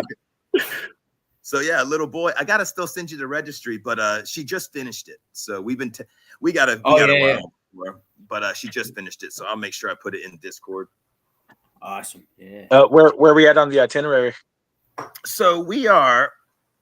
All right, so we take turns examining the positive aspect of addiction. We got there. Some open exchange about the concept of positive and beneficial addiction. So earlier, Daen was talking about, and Tiger Shark, you could probably elaborate on this too. We were talking about how if you're having an addiction issue, even though it might seem unhealthy in one regard, getting addicted to other things to get you out of the chemical addiction can be beneficial, like going to the gym or something, right? I wouldn't suggest that people start going on these mushroom benders, but if you could add that to your life, that definitely, and that's what Daen was talking about. He lost weight with that, and then we walked through to take turns evaluating our personal childhood traumas, and that's where we were when we brought you in. And I was talking about how besides being in a war in Panama, kind of in the middle of it, sort of, it felt like you were, the helicopters and the gunshots and it all sounds just like when I was in Baghdad. It sounds the same. And maybe there's some trauma there, you know, I don't know, but I always had a really tough time with religion being the answer to this stuff. I don't know. I was probably the kind of person that was going to rebel anyway. And religion seemed to be the Caucasian dude's way of rebelling against the family, was just being atheist in the 90s, I guess. So I think it was more of an actual religion too. It's like, oh, you're a white boy, middle child, family of 5 in the suburbs. Well, you're not going to really have mental issues, but you're going to definitely be atheist, you know, just because you're going to pick something to make you different. You know, I don't know. Yeah. Did you have anything that you had to deal with from your childhood, Tiger Shark? Did you want to add to our conversation? Yeah, I think my older brother probably had a lot of more trauma, but my parents, you know, they divorced when I was a kid. But I was, I think, too young. I still remember my dad being there, but not like my older brother, where he had more of a relationship with my father. Yeah. She ended up remarrying. We had a stepdad going through that. I still have contact with my dad, things like that, but it never really affected me really, like that. But I've seen the trauma, you know, from him through the years with drug use and things like that. But he's gotten clean. To talk about what you just said, Witch Doctor, is, you know, but there's data, right? There's a lot of data that support what you said, right? So people go to AA, and AA is they try to use Christianity to get these people. So it's like replacing the drug with religion, right? Oh, do they do that at AA? Yes, absolutely. Yeah. But the problem is only 5% are actually successful in AA. So 95% of them recidivate, right? They go back to using drugs again. Hey, check it out. A much higher percent of success rate using ayahuasca for quitting addictions. That's my point. That's where I was going. Yeah. Okay. So Sorry, thunder. Yeah. So I think no. Absolutely, it's everybody's thunder. Everybody's thunder. Nobody. I don't know. Yeah. Okay. I'm just a friendly user of the substances, like everybody else can be. But I think, to your point, Witch Doctor, not everybody's a candidate for the psychedelic experience, because they're fighting the traumas. They're not in the right mental space. But some, you know, I always say you're not really ever in the right mental space. There are times where you can prepare, you can meditate, you can clear your head, you can get away from negative people and influences to try to have a better trip, a better journey on these things. I think we should all strive to do our best in that. But there's really no, like, you know, you take, like Terrence McKenna always said, take 5 dried grams of mushrooms and enjoy that trip. And I think a lot of people, you know, really need to explore that avenue safely, of course. You know, they don't want to. Tiger Shark, real quick. I think there is something that people can do to help precondition them to, you know, some of the people that you're talking about that the trip might not be good for them is microdosing on mushrooms, because when you're microdosing, you don't trip, but it does make them the connectivities in your brain that can help condition you to accept the harder trip, you know. Spot on. Yeah. Spot on. 100%. I agree with that. Start slow, get into it, you know, kind of feel it out. You know, it's just kind of like dipping your toes in the water instead of jumping head first. Exactly. But Witch Doctor knows a lot of us have addictive personalities, right? So that plays a big aspect. And now where that comes from, there's probably a whole study on that, and people get into addictive personalities in different ways. It could be impulse buying. I always tell people, they go, "Why? How do you know if you're an addictive personality? Do you impulse buy? If you go to a liquor store with your friend and your friend says, I'm going there to buy a 12-pack of beer, and you're just there with him, and some hot chick is there with a bottle of vodka, and she's going, oh, we got this new thing," and you stop and either you take a free shot or you buy the bottle and take it home. That's an impulse buy, my friend. You were never going there to buy that. And I think we've all kind of been in that point. But if you do that, it's to reflect on that and go, you know, that same scenario happened to me and my friend that I was with. God bless him. You know, not that there's a God, that's a joke, but he goes, are you atheist, Tiger Shark? Atheist leaning? I'm more what they call agnostic. So I would say there's not a clear definition of God. Okay. That we know. I mean, in science, we don't even know We are learning all sorts of new stuff from the James Webb Space Telescope that's defying all of the previously thought physics. There we go. So we don't really know. And I think if we need to understand what that means first, right? Yeah. And I reject anybody's explanation of Yahweh being a god and all this stuff. That to me, it doesn't make sense. But let me finish this. So the rap about being an impulse buyer, my friend was like, dude, that was a total impulse buy. And I took that home with me and I said, you know what? He's right. 100%. He's correct. I was an impulse buy. I should have never. And that at the time I was a social alcoholic, right? Okay. I never drank at home, but every Friday and Saturday night, friends at the bar, go there, spend $80 on alcohol, drinking shots, drinking beer all night. Yep. Sleeping with women that you don't want to sleep with, this is just the bar scene. It's a typical all bar the scene. Hogs. Yeah, all the you wake up and it smells funky in there. You're like, what the? So, Bro, this happens to a lot of us. And I'm gonna say the social addiction part. You guys can correct me if I'm wrong, but for me, it was a struggle. And I always thought it would be harder. It'd be easier if I was like a stay-at-home drunk to get off of that than the social, because it wasn't always me. It was them like, hey, come down to the bar. No, and even the times fun. I went trying not to drink, they would sit there and go, well, here's a shot for him. Here's you want to leave your boys hanging, or do you want to actually take that shot, right? Get these shot glasses out from between these girls' tits. God damn it. No, check it out. I didn't drink from 15 to 25, and after a couple of years, people just got they even stopped. That they just accepted it. They're like, we cannot make this motherfucker drink, because I was not going to end up like my dad at the time. I did not want to be an abusive alcoholic. I had a lot of alcoholism in my family, and I did not want to end up like that. Yeah. Absolutely. Good on you, man. I'm glad you got. So you've been sober for how long now? Off of what? Alcohol. Oh yeah, I was never big on alcohol. I don't consider weed. It's probably been a year since I drank, but I've never had a problem with alcohol. I don't smoke cannabis, but I don't consider weed being not sober. I consider alcohol being not sober. Yeah. Yeah. The only thing I do right now on the regular is weed. If anything, nicotine's got more addictive.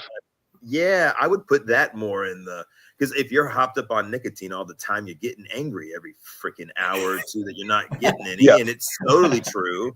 And no matter how many people pretend that you have to either chain smoke all day long to never get in a bad mood. And even that sucks because you reek all day long. Like there's no winning. Even Zen pouches will wear your gums out. So there's no way to do it and not have some freaking, it's almost like you just need to get it in your body. But see, the vape's not good for you. The pouches will wear your gums out. It's like it needs to just magically teleport inside you, right? Just like Jesus. I'm just playing. But you know what I mean? Come inside me, Jesus. There's some Christian out there that just said, oh, he finally said it. Jesus is going to touch him somewhere special now. He's like the Night Man. I was watching Gnostic Informant's video last night, and I know you guys were in the chat. And I was in chat last night. The one thing that kept coming up for me, this is why I love science, and it's not always right. So science is great at revision. It's a great it's self-correcting. Let's fix a calibration. But religion is just the same spewing of the same bullshit over and over and over and over and over again. Religion, if you find something that contradicts it, then it's heresy. Science, you find something that contradicts it, then it's better science, That's why we all love Monty Python and the monks beating their heads with the boards, because it's just brain dead. This is going to be a great segue into our first question of the Gnostic questionnaire. Here we go. So, as I'm drinking my gigantic cup. So first one's for you, Daen, and then Tiger Shark. So we got 1 of 10. So for y'all watching, thank you for hanging on for an hour and 23 minutes. Or if you're just now getting to this point, we're going to do what's called the Gnostic questionnaire. This has been comprised for me, Marcel, and Daen Dark-Light, just to see some basic questions. If you have any suggestions for new questions, hit them up in the comments. And if we don't get them to them today, we'll be able to have them in the next questionnaire with our next guest, and probably still have our special guests, Daen and Tiger Shark. So let's kick this off, Daen. God or no God? What are your thoughts? My thoughts are we are all God. Okay. I like to call it the fractal singularity matrix. A fractal is a self-repeating, self-similar pattern. A singularity is a state of something singular, and a matrix is. I had all this shit wrote down, and I don't have my notes in front of me. But a matrix is a what do they call it? It's like a set of conditions that allows the state of growth of something. Okay, right. And that's what I like to call it. So I like to call it the all spark is always growing. You're saying, so its algorithm is always growing in this. But it's based off the singularity of it's based off the fractal singularity.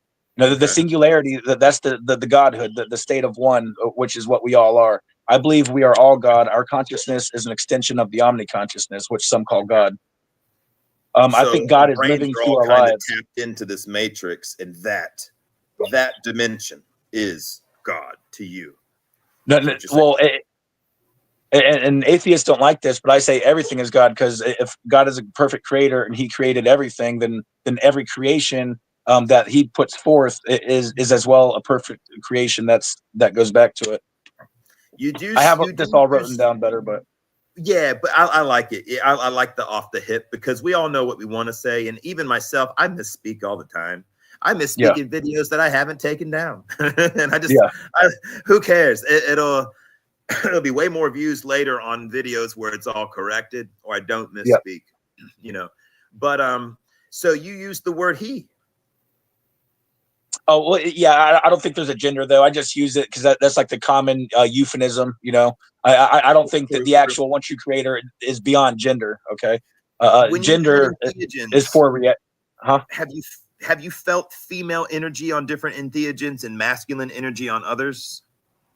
Well, absolutely. Have you? I felt a lot of female energy with the psilocybin fungus. I can't speak for Blue Lotus, but I haven't ventured outside of the psilocybin realm, just That's because a great question. It was safe enough.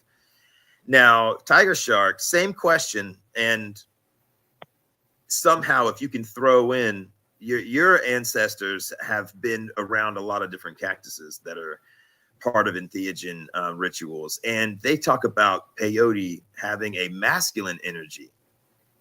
Yep. Yeah. So if you want to tackle those things, go ahead, bro. That's a good question, though, about what you said. You know, we should make that one of the questions maybe for future things that we've seen or other people that you know have seen on psychedelics. And it's funny because there was somebody in the chat, I don't know, a week ago that had brought that up, right? About, you know, we all have heard the machine elves and things like that, right? I've seen them. So there you go. I finally saw him after about 100 times of trying. I finally got there. So somebody was bringing that up, and they were like, "No, they're real."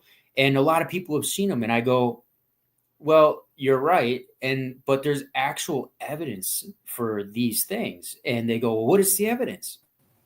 Have you ever seen the artwork being written down and drawn by the shamans or the medicine men in South America that are doing these ayahuasca ceremonies?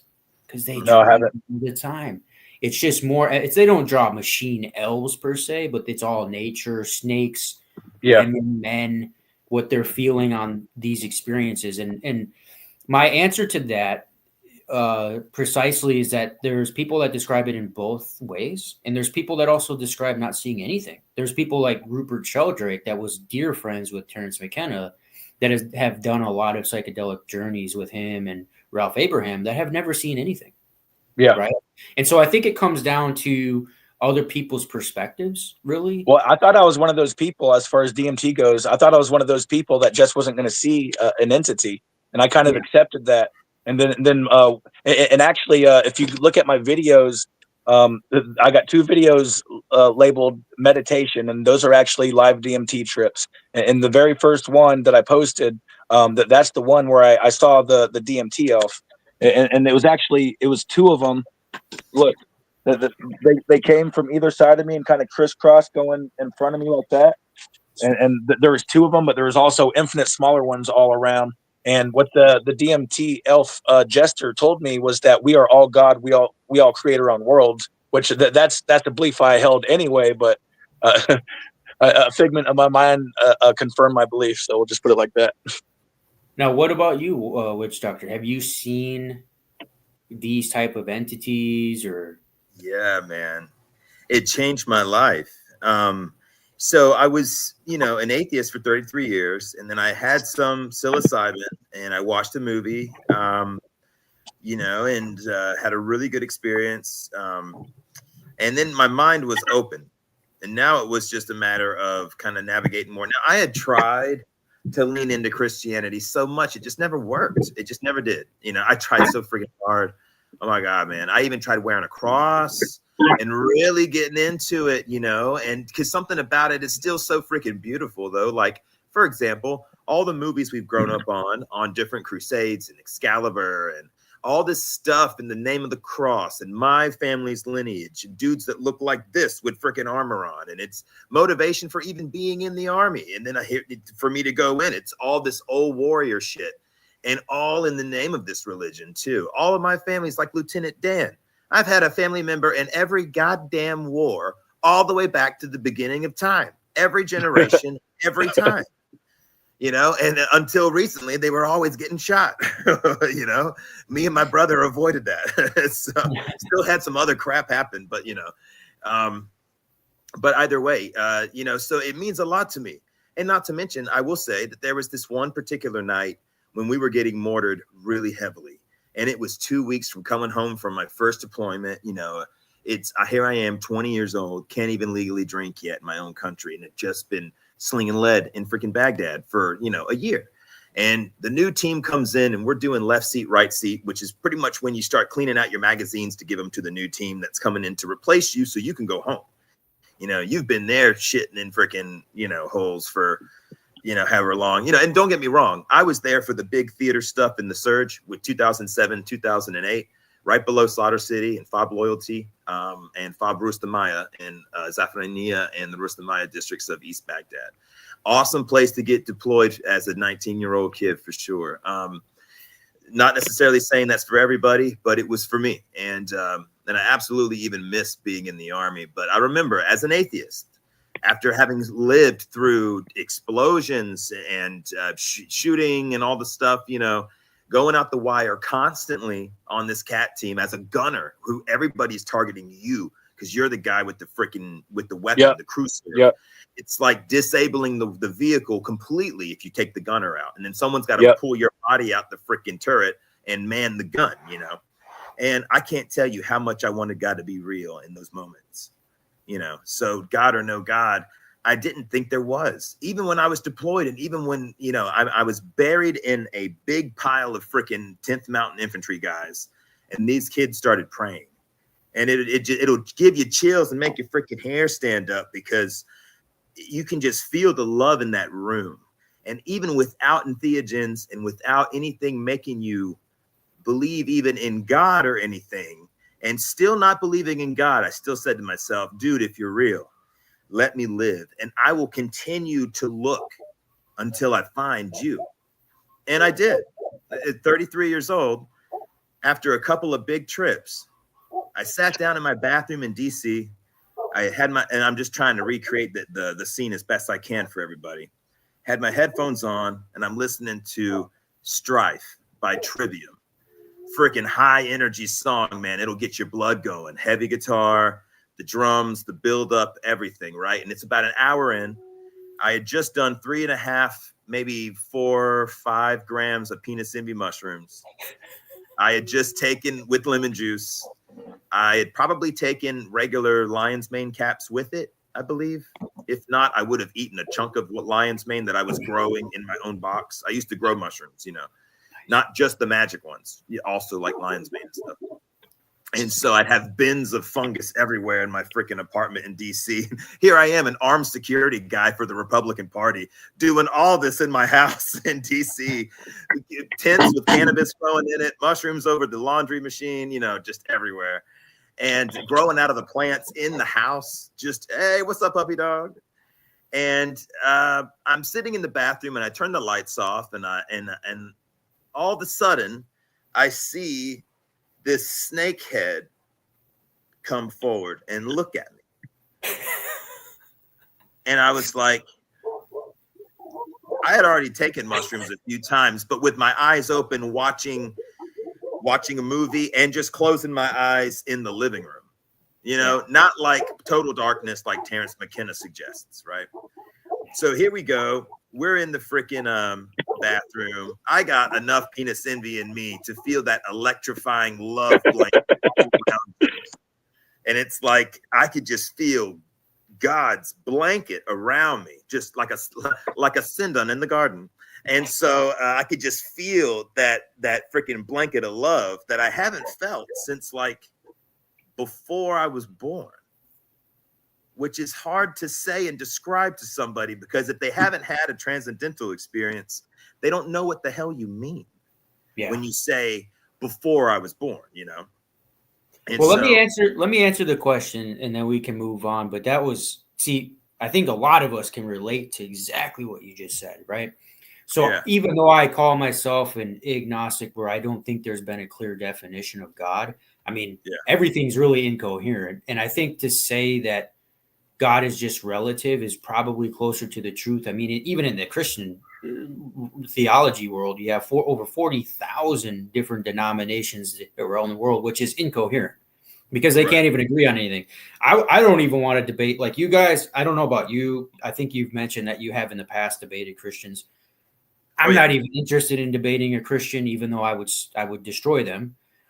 But I let guys like Deconstruction Zone, Justin, if you guys know him, I let them dismantle Christians because they are biblical scholars with degrees that destroy Christianity on like an every other night basis on his channel. So I kind of to those guys because it's like, you know, I could do the same thing he does, but I don't even think Christianity's coherent enough to even have a real discussion about it, because if I ask you what it is, you tell me it's something else, and I ask him and it's something else. So once you have an actual clear definition, then we can talk, right? That's kind of my stance on it. But as far as this God thing is concerned, I circle back to kind of my own experiences with kind of what you explained, right? We all feel these things that we almost, you know, words can't really describe how we feel on them, right? And I think we all try to, you know, show what that is through artwork or through music or literature, writing books and talking to each other and sharing experiences, which I think that right there in itself is magic, right? Because you have cultures and you have a connection in a community that is forming this, you know, Riparian ecosystem of ideas, of thoughts, of imagination, of things that come up to life with other people sharing similar examples. And I think we've seen that obviously in the historical record, which is to me and probably to all of you guys, how we ended up with different theologies and different religions around the world as well. So I think a lot of that is us trying to explain these experiences that we encounter. And to me, I don't invoke a God. And so some people say, well, you know, well, what is your motivation to live then if there's no God, right? I get that question a lot from Christians. And I say, well, I believe in Terrence McKenna's novelty theory. And it's not just him saying, it's Julian Barber as well, a PhD physicist that's peer-reviewed, published, and written books on it. Lovely gentleman. But he believes that the world is becoming more complex. And there's obviously a bunch of data to support that from cosmology, where you have now, they just a couple days ago, the James Webb Telescope took a picture of the structures that connect galaxies that are far apart. So everything's connected and evolving and changing shapes. Well, you I think mentioned it too, actually, Dean, that Terrence McKenna's time wave theory, time wave zero theory. If you look into that, there's something about that is very interesting. And Witch Doctor, if you look, you probably know the I Ching. You've heard of the I Ching from the Chinese. If you read that book, see, the East was more concerned about time, where the West was concerned about material and energy. And so how they got the I Ching is they said that there's 64 different subsets of time, right? That's what they concluded. And how did they get there? They did it through meditation on entheogens. Now, how does that play into biology and other things? Well, there's 64 codons on your DNA. How the fuck did they know that? They did it through meditation. They didn't do it through science, right? So there's these things that we come, and that's my point, and that's where I find motivation myself to live without invoking a God, and even trying to explain what a God could be, is that we are, I'm motivated to give a more complex, more multifaceted planet to my child. And that's the reason for me doing what I do. And that's the reason for me sharing what I share with everybody else, is to help seek novelty. And I think that nature is a novelty seeking engine. I think there's a drive there. How that happens or how it gets there, we don't understand. But that's kind of the end result. That's my teleology, if you're going to ask that. It's like Peter Griffin. He says, life finds a way. Yeah. It's true, though. It feels like there's always a force that I can sort of feel like from before I was born. It's almost like I remember being in the back room, kind of like in this StreamYard conversation. I'm in a back room looking at all kinds of other stuff.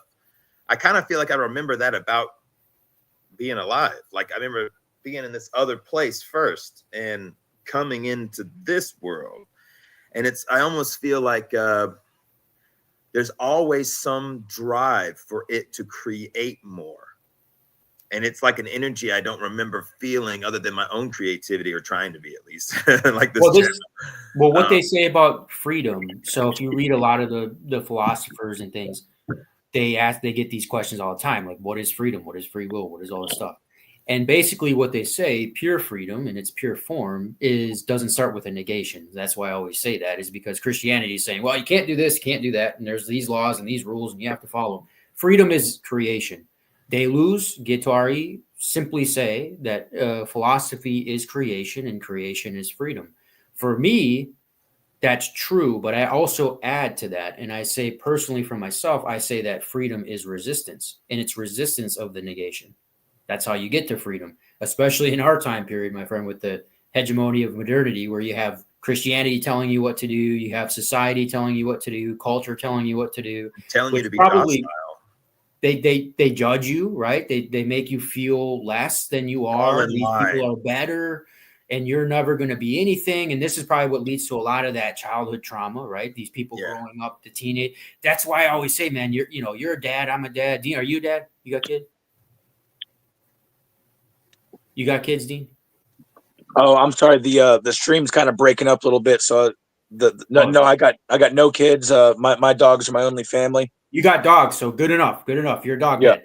All right. So that's what I always say though. When parents are like, it's those kids, they're this and that. There's kids are dumb, and they're getting dumber, and there's more. I'm like, leave the fucking kids alone, guys. Dude, the kids are not stupid. It's guys that are teaching that bullshit. Guys that like having kids and people that like having kids have the kids, and then the people that don't. Like for sure, everyone's got their own thing.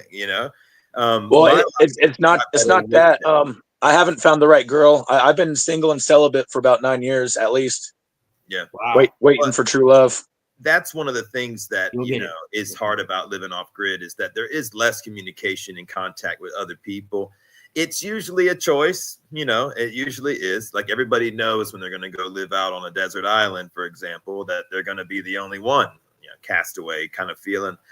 And that's one of the hard things about living off grid, is just that, so he's probably having a signal issue too.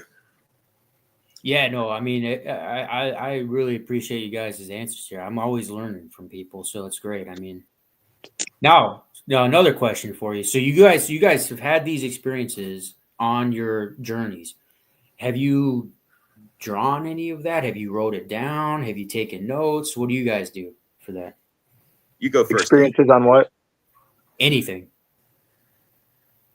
Like when you saw the machine elves, did you draw pictures? Did you write things down? Did you take notes?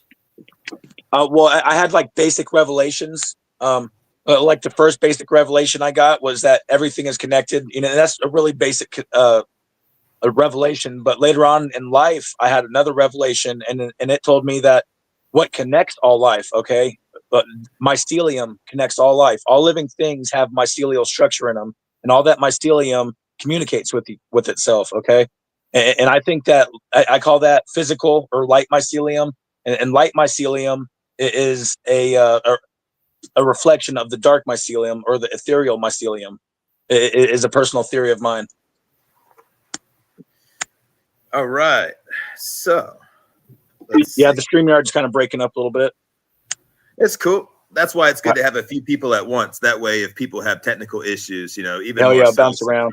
Hell yeah. Marcel's he's got a new camera now, but he was like, I don't have a lot of time today, but we can go for a little bit. And he was like, crap, my light's broken. So he was all shaded and stuff. So I just took him off earlier.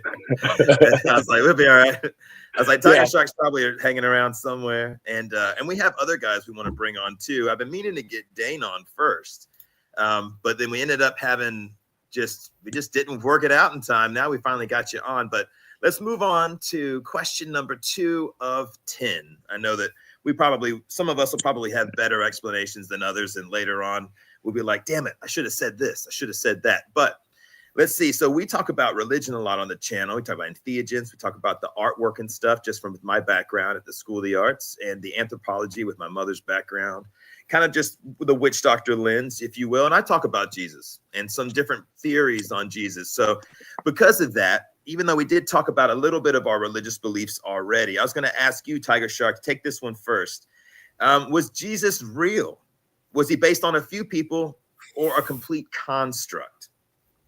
So this is my thinking on it. And I have to kind of agree with like guys like Gnostic Informant, right? And I've heard the claims that he was a myth, he wasn't real, and I get those. And they, from their explanations, they had to invoke a hero type of character, similar to other people that they'd done that before. John Allegro calling him a mushroom and things like that, right? But it seems, if that were the case, it seems semi odd that you would have a bunch of Romans, historians, and others writing about that.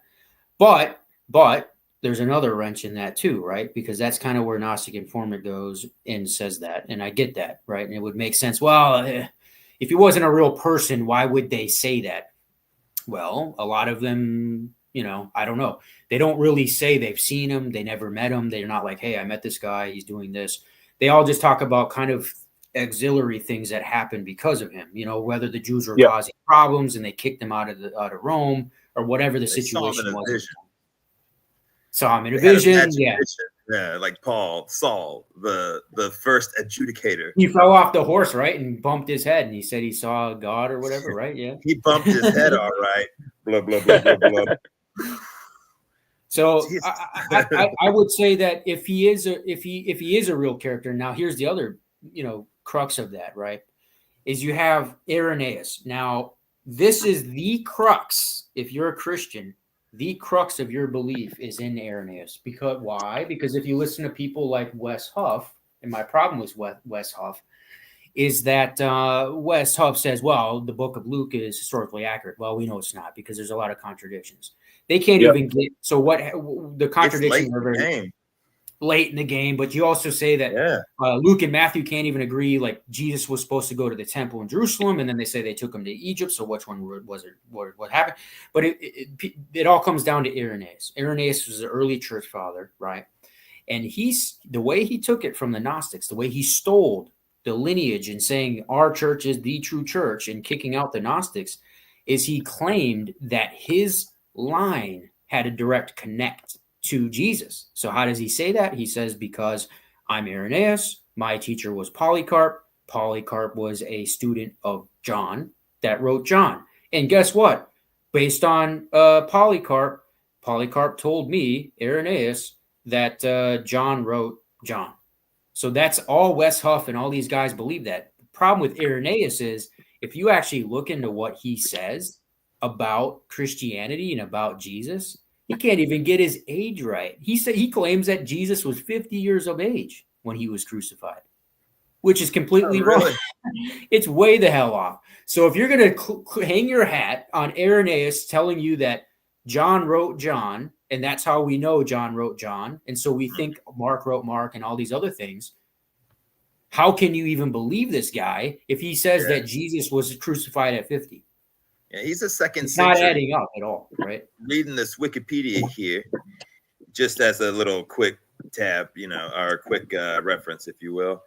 He's born 130 AD in Smyrna, Asia, Roman Empire. obviously. Died 202 AD, aged 72 years. Let's see. Feast day, June 28, venerated on that title saint. Anything? I see some cool colored sindons and stuff. Let's see, anything else just grabbing my attention from the screen? No, not necessarily. But yeah, but see, so he's about 100 years, after the supposed time. So once again, we run into that same situation where by the time they're writing the stuff, there's just so much of the original story. It's kind of the last temptation of Christ. One of the recommendations we've made at the channel. Not so much Holy Blood, Holy Grail specific kind of story, but the last temptation of Christ talks about, Christ living after the crucifixion and stuff like that. By the time they're writing these different stories about this particular guy, it's just so removed that I think to myself, like, what if somebody wrote a story about a guy from, 1925 today? Yeah. Now write the story, right? Now you only have so much stuff, number one. But in as far as other things to give you examples and things that you've read, there are all these other stories too. And so as far as was Jesus real, was he based on a few people or a complete construct? Daen, what do you think, bro? All right, trigger warning. Trigger warning. I think it doesn't matter. I think it doesn't matter because the biggest thing that Abrahamic religion has done is convince that they use mass Stockholm syndrome and mass psychosis to trick the fellow co-creators into relinquishing their divine sovereignty unto the church and the Bible. Okay, and they do that through figures like Jesus. So whether he was real or wasn't doesn't matter. Same thing with all the ancient texts and stuff. What they say don't matter because we all have the direct connection to the one true creator inside of us. And we're so busy looking outside of us for that connection that people forget to look within. And I think what matters is to look within. I think we are all the Christ. We are all God. Our consciousness is the Christ consciousness is what I think. So trigger warning. Anytime I talk about something like that, it's gonna be trigger warning for most people. I don't think it's a trigger warning to me. I mean, I love it. I love what you're saying. I love what you're putting down because again, I'll say this quickly. It reminds me of what Terrence McKenna said with this time wave zero. And we're not going to talk about the biology, but to dumb it down, a sand dune, right? We know that the sand dune is basically an imprint of time and pressure and wind forces on that sand dune. And so it tells you, so to what you're saying is that humans, there's an imprint from whatever created us in us, right? And instead of looking externally for answers, the imprint's actually in us, right? Yes, exactly. Yeah. Makes a lot of sense, yeah. So everybody knows my theory on the Jesus character. I will say this. I did see a very clever meme the other day, and it was some dude, kind of anarchy vibes. He had a big sheet hanging off of a building with something written on it. And it was something to the effect of, it's okay to change your mind about anything at any time. And he's I guess, sort of alluding to the concept of you just becoming more educated. You're allowed to lean into your education. So if you don't have to just ignore stuff and people teach you things. And so one of the things that I've talked about before was just the Jesus with the magic wand and all the artwork. As an art kid, they talk about all the different symbology and stuff that's in the artwork, and they don't really elaborate too much when you're in middle school. However, they do, they do talk about the different symbology. And one thing that was so ironic when I was running into all this entheogen research and running into Lady Babylon was some of the stuff that the art teacher said about the Greek artwork. And some of the stuff that's in the book that I was, putting together and stuff, Witch Doctor Christianity, I said there's a lot of crude stuff. And there was a lot of stuff we weren't allowed to paint or draw or look at or whatever, no matter how many museums you go to and you see these anatomically perfect and proportional naked statues of women everywhere. You know what I mean? They still, you're allowed to see stuff like that, but then there was other artwork that was very, very intense, right? And we've seen some of that stuff on Snappy's channel and other channels too. Ahmad's got some of the artwork, but here I'm just sharing screen with all the different pictures of Jesus with a magic wand. There's a lot of them. A lot of pictures of Jesus with a magic wand. Let me share this tab instead. Here we have, this is one that's in, I don't have an X account, but I'm just on the, whatever link this is, 4X. And you got Jesus with a smaller, more mortar and pestle style sized wand. And you have other there's literally 20, 25, just if you Google it, you'll see them all right there. And these were a few centuries closer to Jesus. Now, as far as like the name Jesus actually having any significance, or if it's just the Travis of 0 AD, it's a popular name, Tristan, all these popular, if I was going to write a new Jesus, his name would be Tristan, and he'd look like Brad Pitt from Legends of the Fall too. You know what I mean? Like, you're going to draw this guy and create this archetype is absolutely possible. I almost feel like the guy would have to have been real though for the stories to have gotten any traction. But I'm really undecided on whether Jesus is a complete construct or if he's based on a bunch of different rebel Jews, these Gentile acting Jews that don't want to do everything, these rednecks from Galilee and Zipporah, these guys that ain't from Jerusalem, they're from a place 7 miles up the road. Oh, they have a bunch of rednecks up there. They're all doing the Greek Eleusinian stuff, and they're not doing circumcisions and shit. But maybe they're chopping balls with the whole eunuchs thing. I don't know. But Matthew 19:12, I can't get it out of my head. I'm like, oh God, he said it. He said it. Do it for the kingdom of the heavens. There's no dancing around that. There's no dancing around it. Oh my God. What are we going to do with that? That was the second book after all those letters, and it still made it into the book. Do you know, and I don't know if I've heard people talk about this, but I don't recall hearing it. And maybe you have. I just haven't seen it. But this guy named Suetonius, the Roman historian. Have you heard of him? Suetonius? No. Suetonius, if you go to his wiki page, it's Cuetonius, Suetonius, and what he says about Christians, but he was a historian.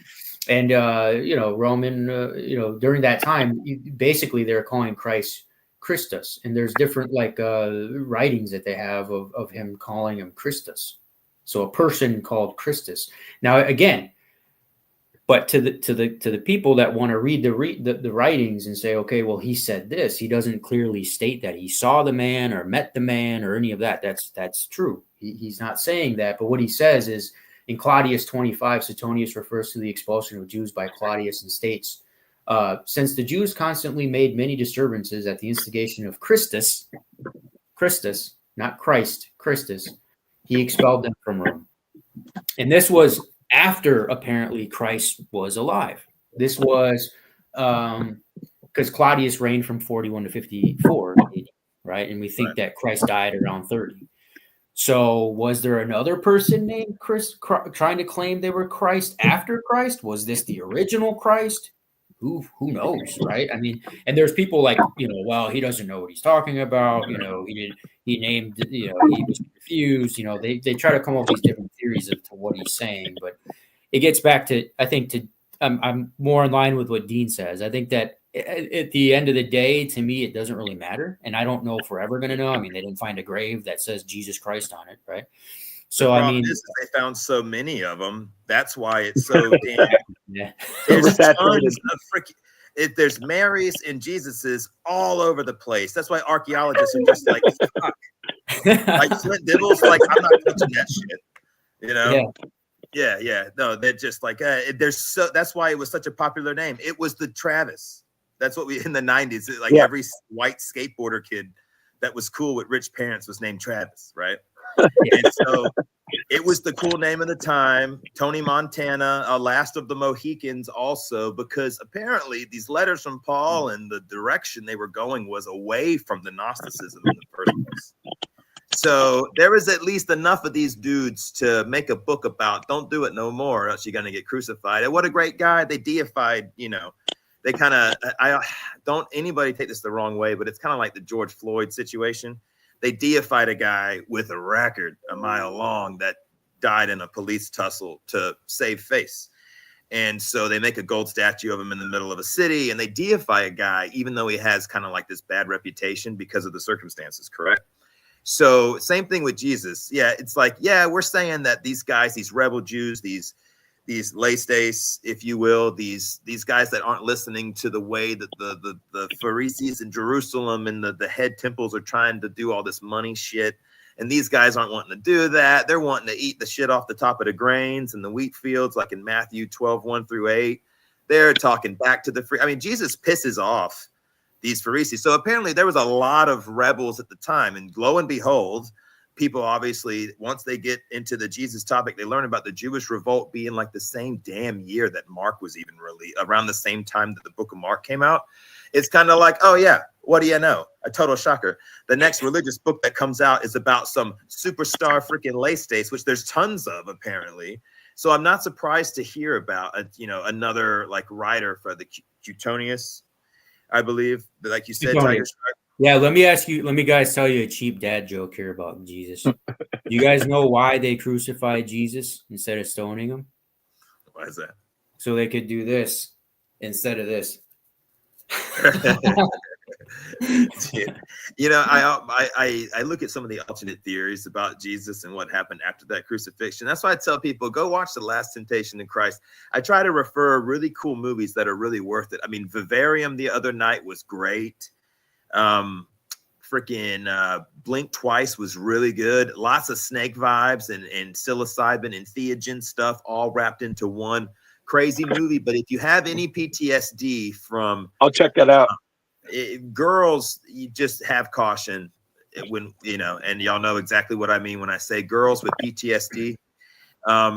Just have caution if you want to watch the movie. I recommended it to, me and my wife recommended it to a friend, and she had some issues in the past, and she wasn't ready to see the topic in the movie yet. There will be a time when she can watch the movie and she won't think anything of it, but that time hasn't come. She's still young.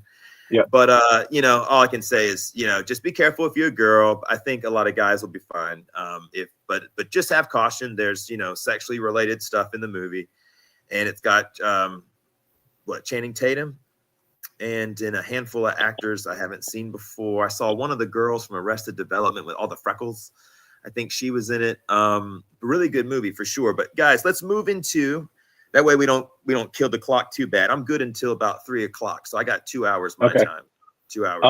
Can I do one final thought on the Jesus subject, just real quick? Absolutely. Okay, Jesus wasn't even his real name. I think there very well may have been an actual figure. Jesus wasn't his name. As we all know, the J sound wasn't even around back then. It was Jesus, which is Hail Zeus. Okay, I think that was artificially juxtaposed over the figure's actual real name. In order to hide the truth of that figure.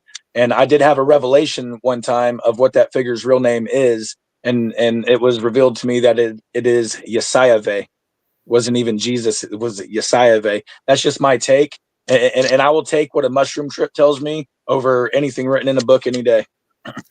You know what's weird? And I'll add this on before I jump over. Years ago, before I found Babylon, I saw a feminized Jesus in a vision one time. Okay. And I didn't really know what to think at first because what the hell? I was an atheist and I'm starting to believe in God at the time because I'd seen her. Yeah. And I was like, okay, snake lady, cool. But it was kind of like, where'd the Jesus dude come from? I didn't think that was really real or not. And why is he a chick? So when I found Babylon's channel and he talked about the different entheogens, of course, once I read his books and everything like that, I'm like, I saw this same Jesus. What if the John that wrote Revelation, what if that was kind of the same thing he saw? Because I saw this years ago, or I was seeing something I was going to see later. It's one of those foreshadowing things, Yep.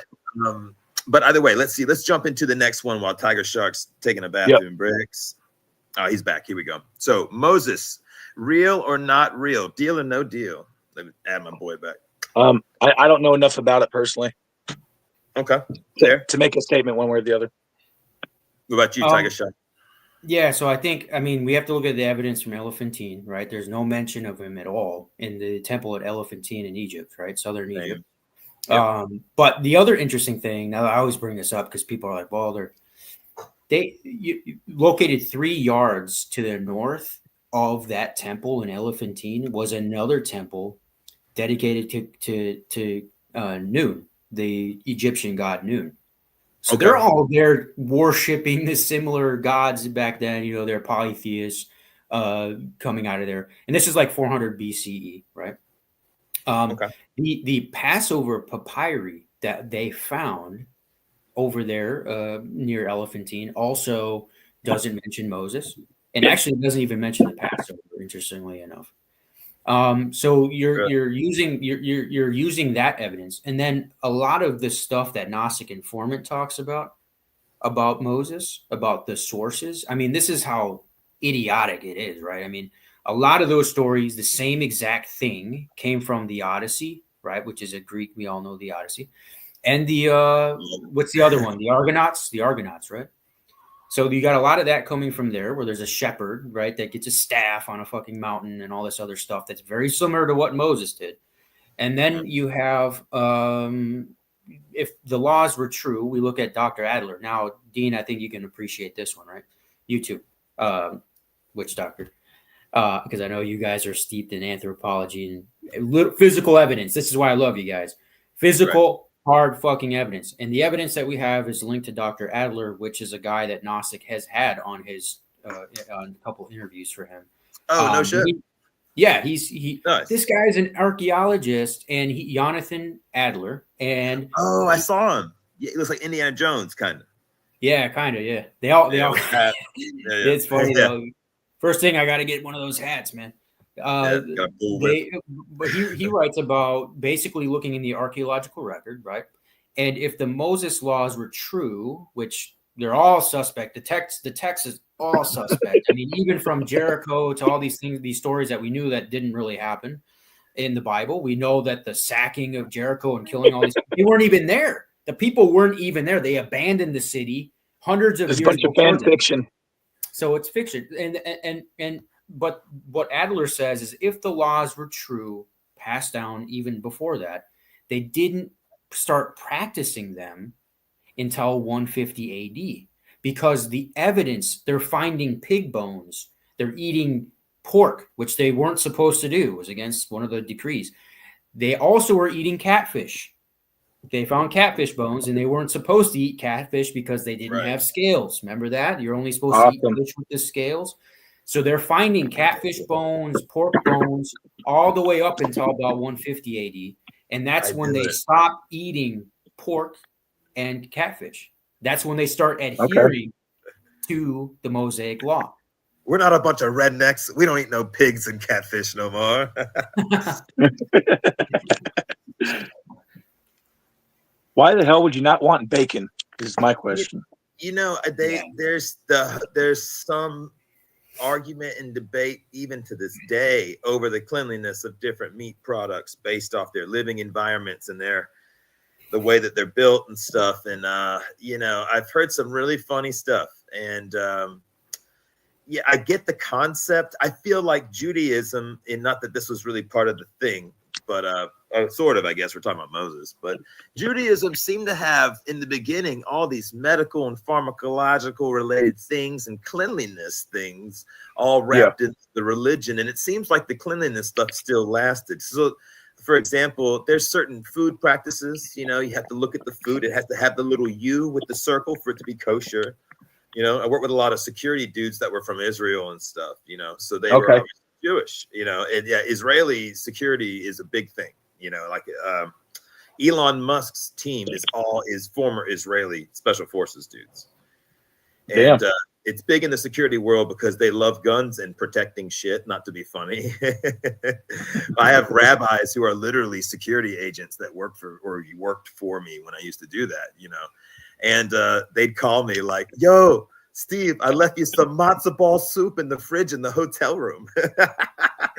Just like the most cliche shit, the funny stuff, But anyway, Moses, real or not, I'm with you, Tiger Shark.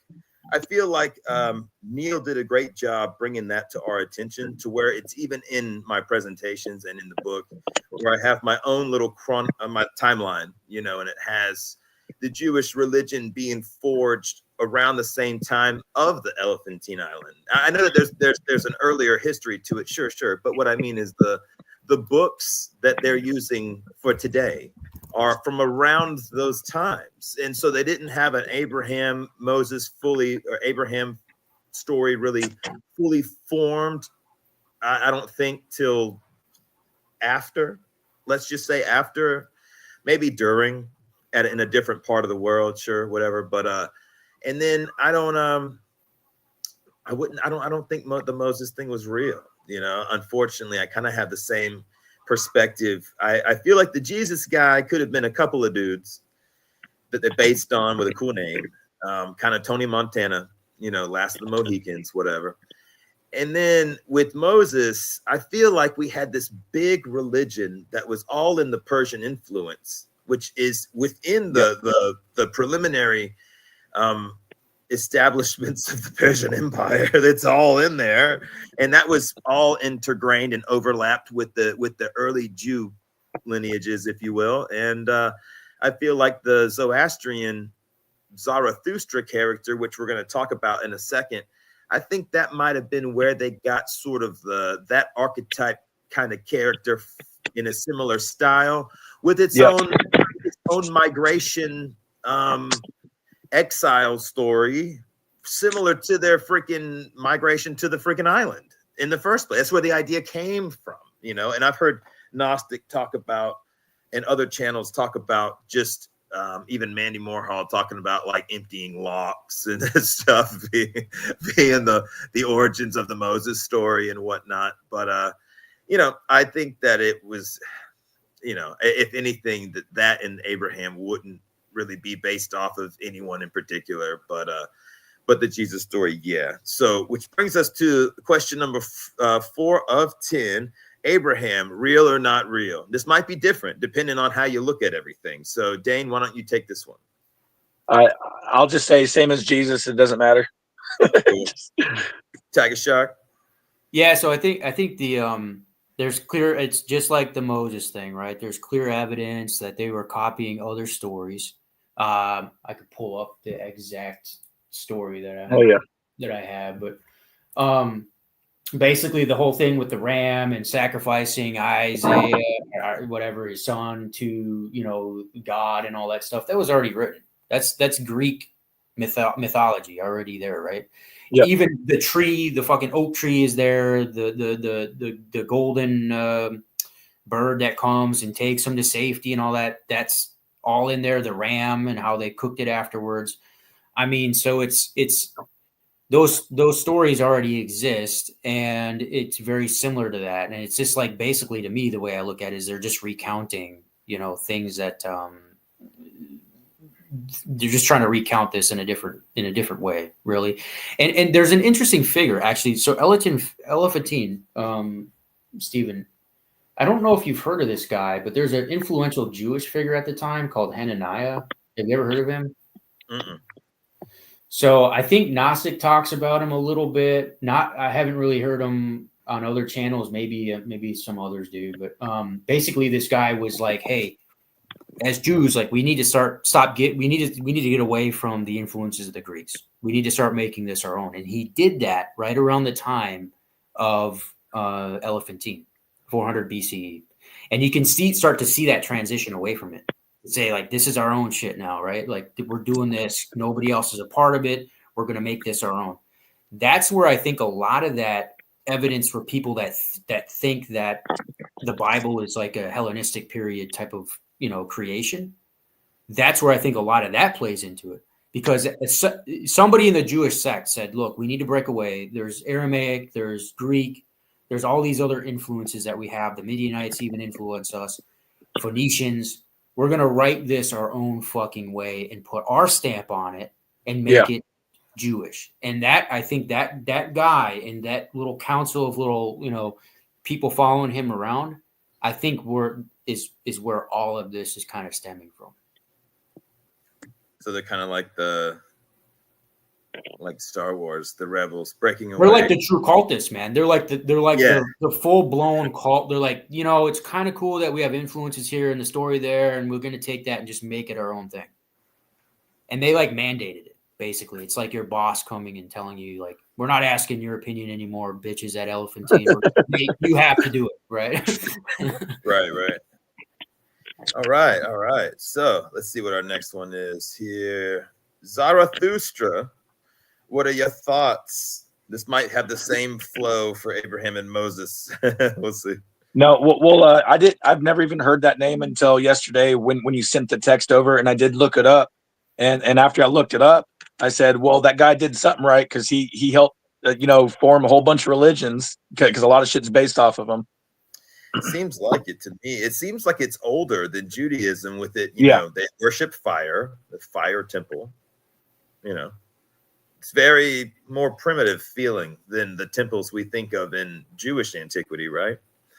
And they say it's the oldest one, but there's a huge argument as to how old the freaking religion even is. Some people say it's super old, and I'm not even going to throw the number out there because some will freaking spit their coffee out at how old they say it is. Some people literally say like 6,000 years. If you're looking up different YouTubes and stuff, some people really. Well, at the same time, it's not that complicated or far-fetched. I'm gonna call. What's up? Are you coming home? We know how old like other religions are and how developed they are, and there's a lot of the Egyptian and the Greek, there's a lot of development to that, even at a fairly old age. Go back even further, we got Sumerian. Some interesting concepts with that too. Some that's very different than the Hellenistic style stories. Very different, So Zoroastrian has its own kind of vibe where it seems kind of like, it seems very like it would be an origin story for where a concept like Moses came from, and then it was decorated.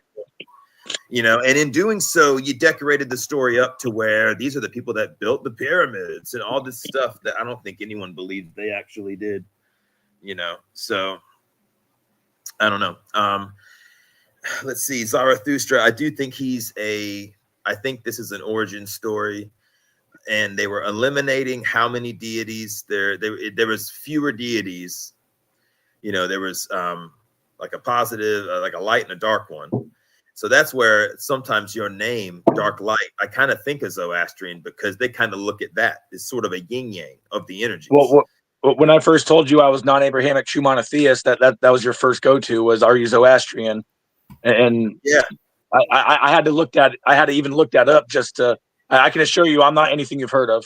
And most people aren't. There's not even a word for what everybody even really is, and everybody, I think, has a small reservation for their ongoing learning to adjust what they think. Right. So, for example, I've gone through the phases of Jesus being a myth to Jesus being just as a joke, like an alien in different YouTubes and shit, like Billy Carson style stuff. To then reading books on him being a mushroom and things talking about mushrooms and Santa Claus being a mushroom and blah, blah, blah, all the different mushroom deities and stuff. Then we stumble into Lady Babylon stuff where he was a pharmacologist using the human body for different concoctions. And then now it's gotten to my overall opinion, which is probably the most practical one. And it's just anthropologically looking at the situation. He's a healer or a medicine man who was a rabbi type of combination dude. That's just what the story is. That's it. Not really the son of a god or whatever. But I do think that a lot of it might have been borrowed from some of that influence. But Zoroastrian is dying. It's dying off. It's 100,000 people globally, I believe, right now. It's Freddie Mercury's parents' religion. He's from Zanzibar. Oh, okay. Yeah, and you're supposed to be born into it, similar to Judaism. However, they're not growing in numbers, whereas, just as a joke, and I worked for Jews, so I know they won't be too offended. The Jews, they breed them. They have 5 kids living in a 1-bedroom house. They're going to have their bloodline expand like a pyramid. It's going to get bigger. But Zoroastrian's not, and it was a bigger religion, and it is a big religion in Iran, obviously. But with the Muslim Revolution, it didn't. They went from being a place where girls were wearing mini skirts and getting degrees in chemistry, and now they're back into the Stone Age. And I don't really love the different alterations of Abrahamic religions. So Zoroastrian's kind of attracted to me in that regard, because it's non-Abrahamic. All right, so let's move it along. I can add one thing to that. Tiger Shark, go ahead. Sorry, I just brought you. Sorry, I had a random phone call. So no. The interesting thing you said is fire. We good. Fire temple, right? Fire temple.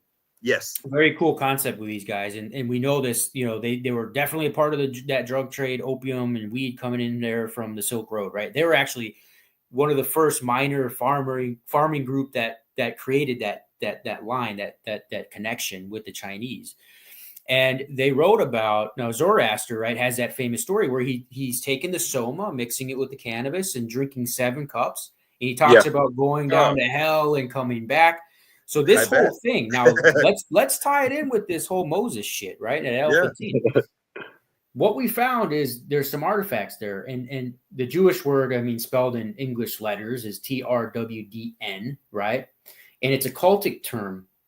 Now this is found with Elephantine. And it is Yahwistic temple, right? So offering, it's an offering. And what they say is that what makes it particular is that it's a fire container serving for a ritual. That's their thing. And they're taking it off of a fire altar. So very similar to this fire temple associated with the Yahwistic temple. And they have an Elephantine inscribed as a fire altar linked with this temple, right? And there was an offering and a fire bearer in this cup. So to me, they're all doing the same fucking drugs, my friend. And we found all of this evidence even to the south in Yemen, in Muslim territory, where we were also finding fire altars there as well. So my whole premise against guys like Myth Vision and these guys, they just go, well, we know some groups are doing drugs, yada yada, it's not a big deal. That doesn't prove that Christ was doing it. Okay, but let's look at the whole picture, right, from the evidence. Like Arnold Schwarzenegger and steroids, Exactly, right? Exactly. Perfect analogy. We're taking all this evidence. The guy, well, he finally admitted. You couldn't tell. Like, you couldn't tell. So it's all this evidence that we have from have you read the Bible? Cultures around them, right next to them. And we know that the Jews they had 3 major cities connected to Silk Road, to that trade. They had 3 major cities. They were a big part of it. And you're going to tell me that they weren't, and we found the physical evidence of the Jews doing it with opium in their graves, and also the cannabis and frankincense on their own altars to the Holy of Holies. But you're going to say the Christians somehow were isolated from everything, that they didn't take part in any of it. The Jews sort of like franchise Zoroastrianism, sort of, a little bit in a way. But it's a connection of the drugs. It's all, it's like Amin says, it's all based on this drug use. It was easier to control people if they weren't doing the stuff all the time. And I feel like it's been an ongoing war on drugs in a cyclical manner. It's not to be funny, but it's like Nancy Reagan gets a hold of all these religions, and they keep coming back though. So it's I feel like that's kind of a hint. Like we keep. It's like no matter how much you'll try to ignore it, there's fucking mushrooms drawn inside these church walls. Nothing to see here, motherfuckers. The atheist like you just right. What's up? I've called atheists because I hang out in atheist chats. I go to atheist channels. I'll call up the atheist experience. And I've mentioned that before, that I get my revelations from mushrooms. And as soon as I say that, they get all dismissive. Yeah, they hate they're like, well, we can't trust that. Well, it's like, well, I didn't say you had to trust it. Shit, I trust it. No, they laugh it off, and that's my problem with those AC experienced guys and all them. Yeah. They'll go, oh, that's why, because you were doing shrooms. Ha ha ha ha. Yeah. Like, dude, you're really no different from these Christians in a lot of sense. Those guys that do that to you. And I haven't seen you on there, but that's why I don't go on there, is because they sit there and downplay people's own. Well, I'm not going to call up those. I'll be a lot more selective about the atheist shows I call, because a lot of those, like the Atheist Experience, they're just trying to get hit piece clips about them owning theists is all they're trying to do. Yes. And even probably the one you saw too, that I was also kind of questioning, is that there's one guy on there that was, maybe he wasn't doing the best defense of panpsychism, which is kind of, I wouldn't call you, I don't want to put words in your own mouth, but from what you were describing to me, it's kind of panpsych. And trust me, a lot of PhD physicists believe in panpsychism, right? Yeah. So it's not, out of the world to hear somebody say that nowadays. But if there was a guy on there talking about panpsychism, and they were just doing the same thing to him. They're like, so you're telling me that my fart is God too, right?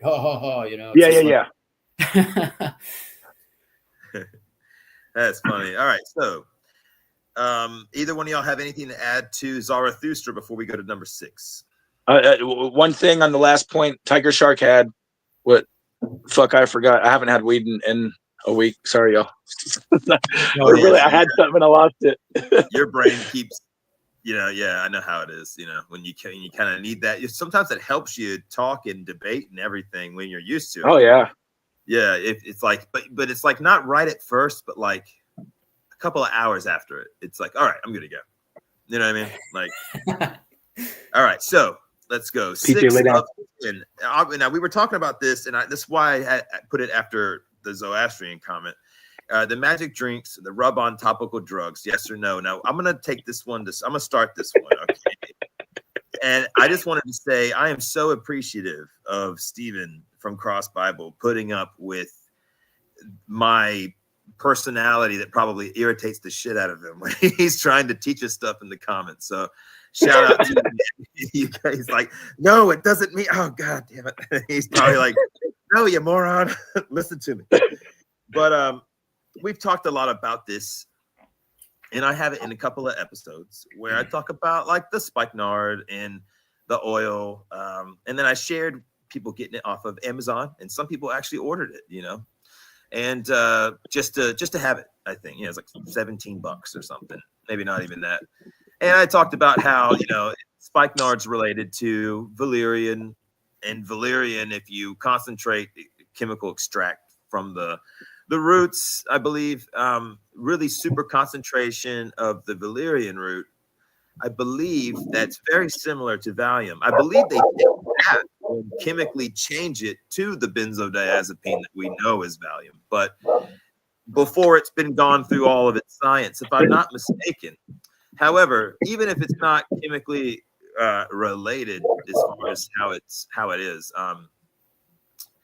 it is one of the strongest sedative type of teas or roots that you can consume, And so I feel like there was definitely pharmaceuticals of some kind. Some push the boundaries of the entheogenic world, the Deus, and then some were more, not necessarily medicinal, but even something like sweet flag being used for its smell, being kind of a sweet, good smelling, part of the concoction, and having multiple things in there, and have it like those dudes that sell like cologne. I feel like these dudes back in the day who had all these different concoctions and all these different jars of different stuff.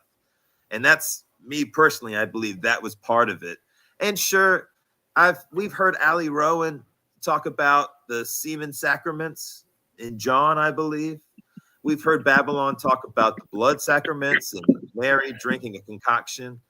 I believe that there would be the administration of it in the bloodstream, just like the shaman and the whole Christmas drinking the reindeer piss, drinking the shaman's piss with the ibotenic acid filtered out. I think all of that was being done just because it was being done everywhere else in the world, and it continued to happen. But Tiger Shark, you've talked a little bit about this. Magic drinks, rub-on topical drugs.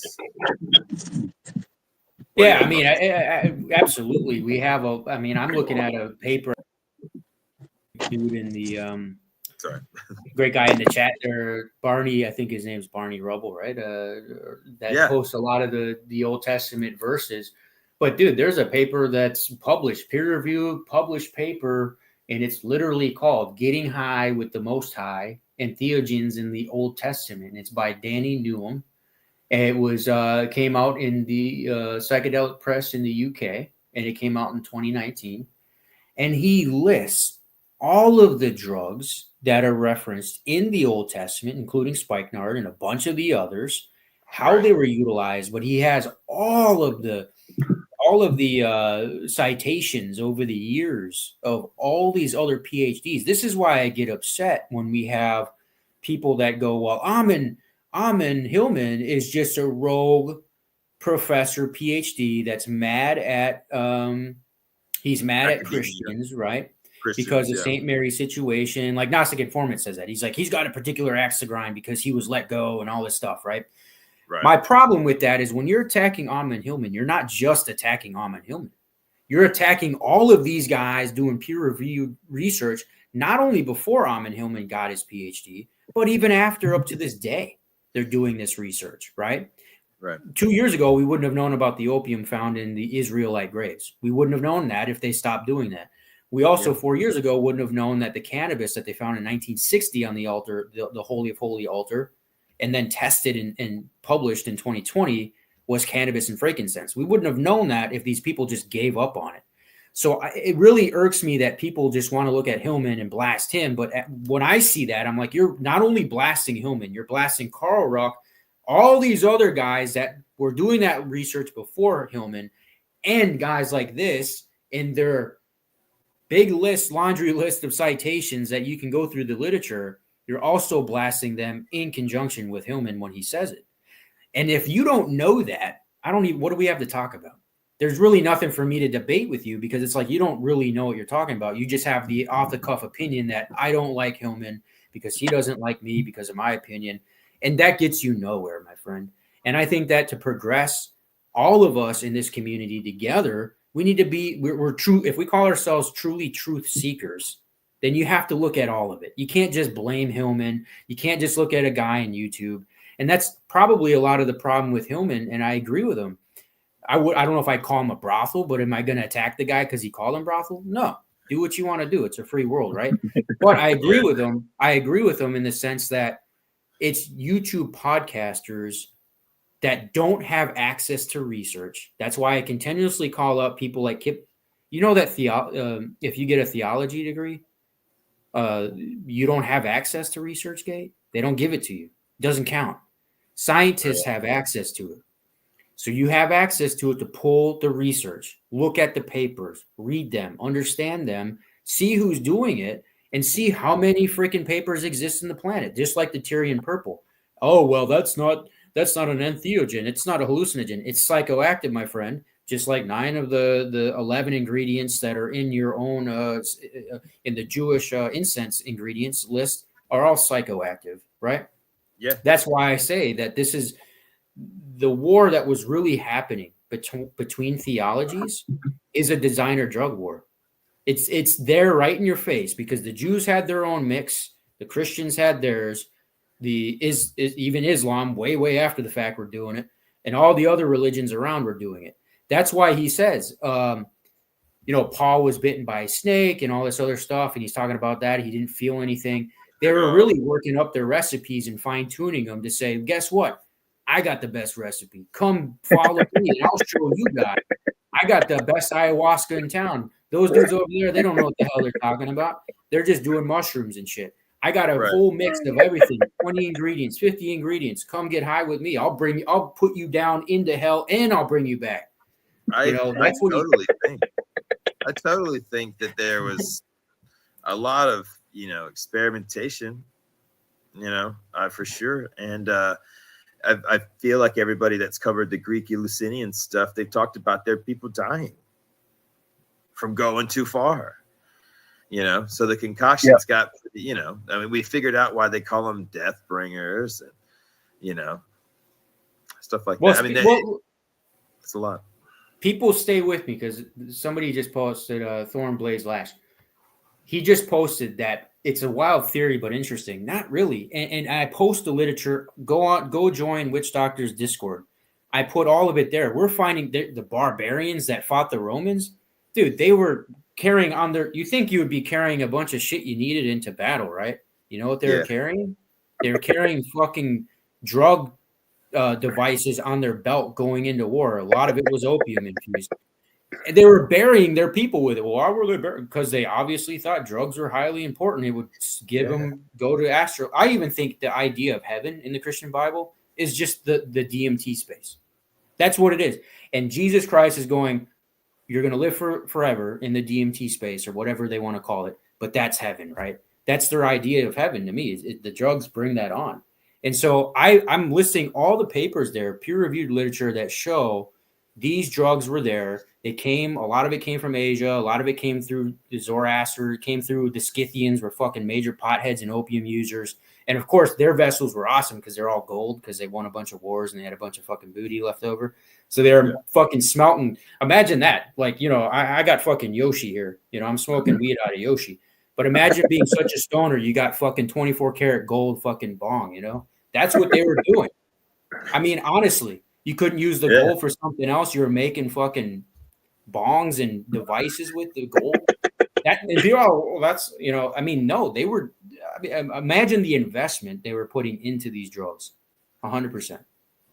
I want to make a shirt that says anthropology, and underneath it says we keep finding more drugs. Because they keep finding more drugs. It's just it never stops. And I think that the anthropology and the artwork all shows that. You know, besides the fact that artists had just one smart ass, you would find a lot of guys who didn't like religions for all their own reasons too. You know, kind of Monty Python vibes, like, you know, fuck you. We're gonna make movies completely just tearing apart everything, because it's just not. You know, think about Monty Python, you know, they're it's the freaking Queen of England, you know, like you got this whole royal family and all this stuff. Nobody cares about them. A lot of people don't care about that, you know. There's nothing about them that's any more special than any other human being alive, you know. And so I think the Monty Python vibes and making fun of stuff, I think it's been around for a while for sure. And I think a lot of people here, we can all look at it the same way too. You know, the religions, we've seen it all as far as like that weird dark shadow that's sort of over everybody's head if you don't really feel the way that the rest of your family feels. And a lot of people have, you know, found that to have happened to them before. So we got a lot of people in the comments right now. So we're going to try to take some questions, but we have a couple of more. So let's go to this one here. Number 7 of 10. We got just a few more to go. How would you describe how you see the metaphysical hierarchy? Now, let's see. Tiger Shark, take this one.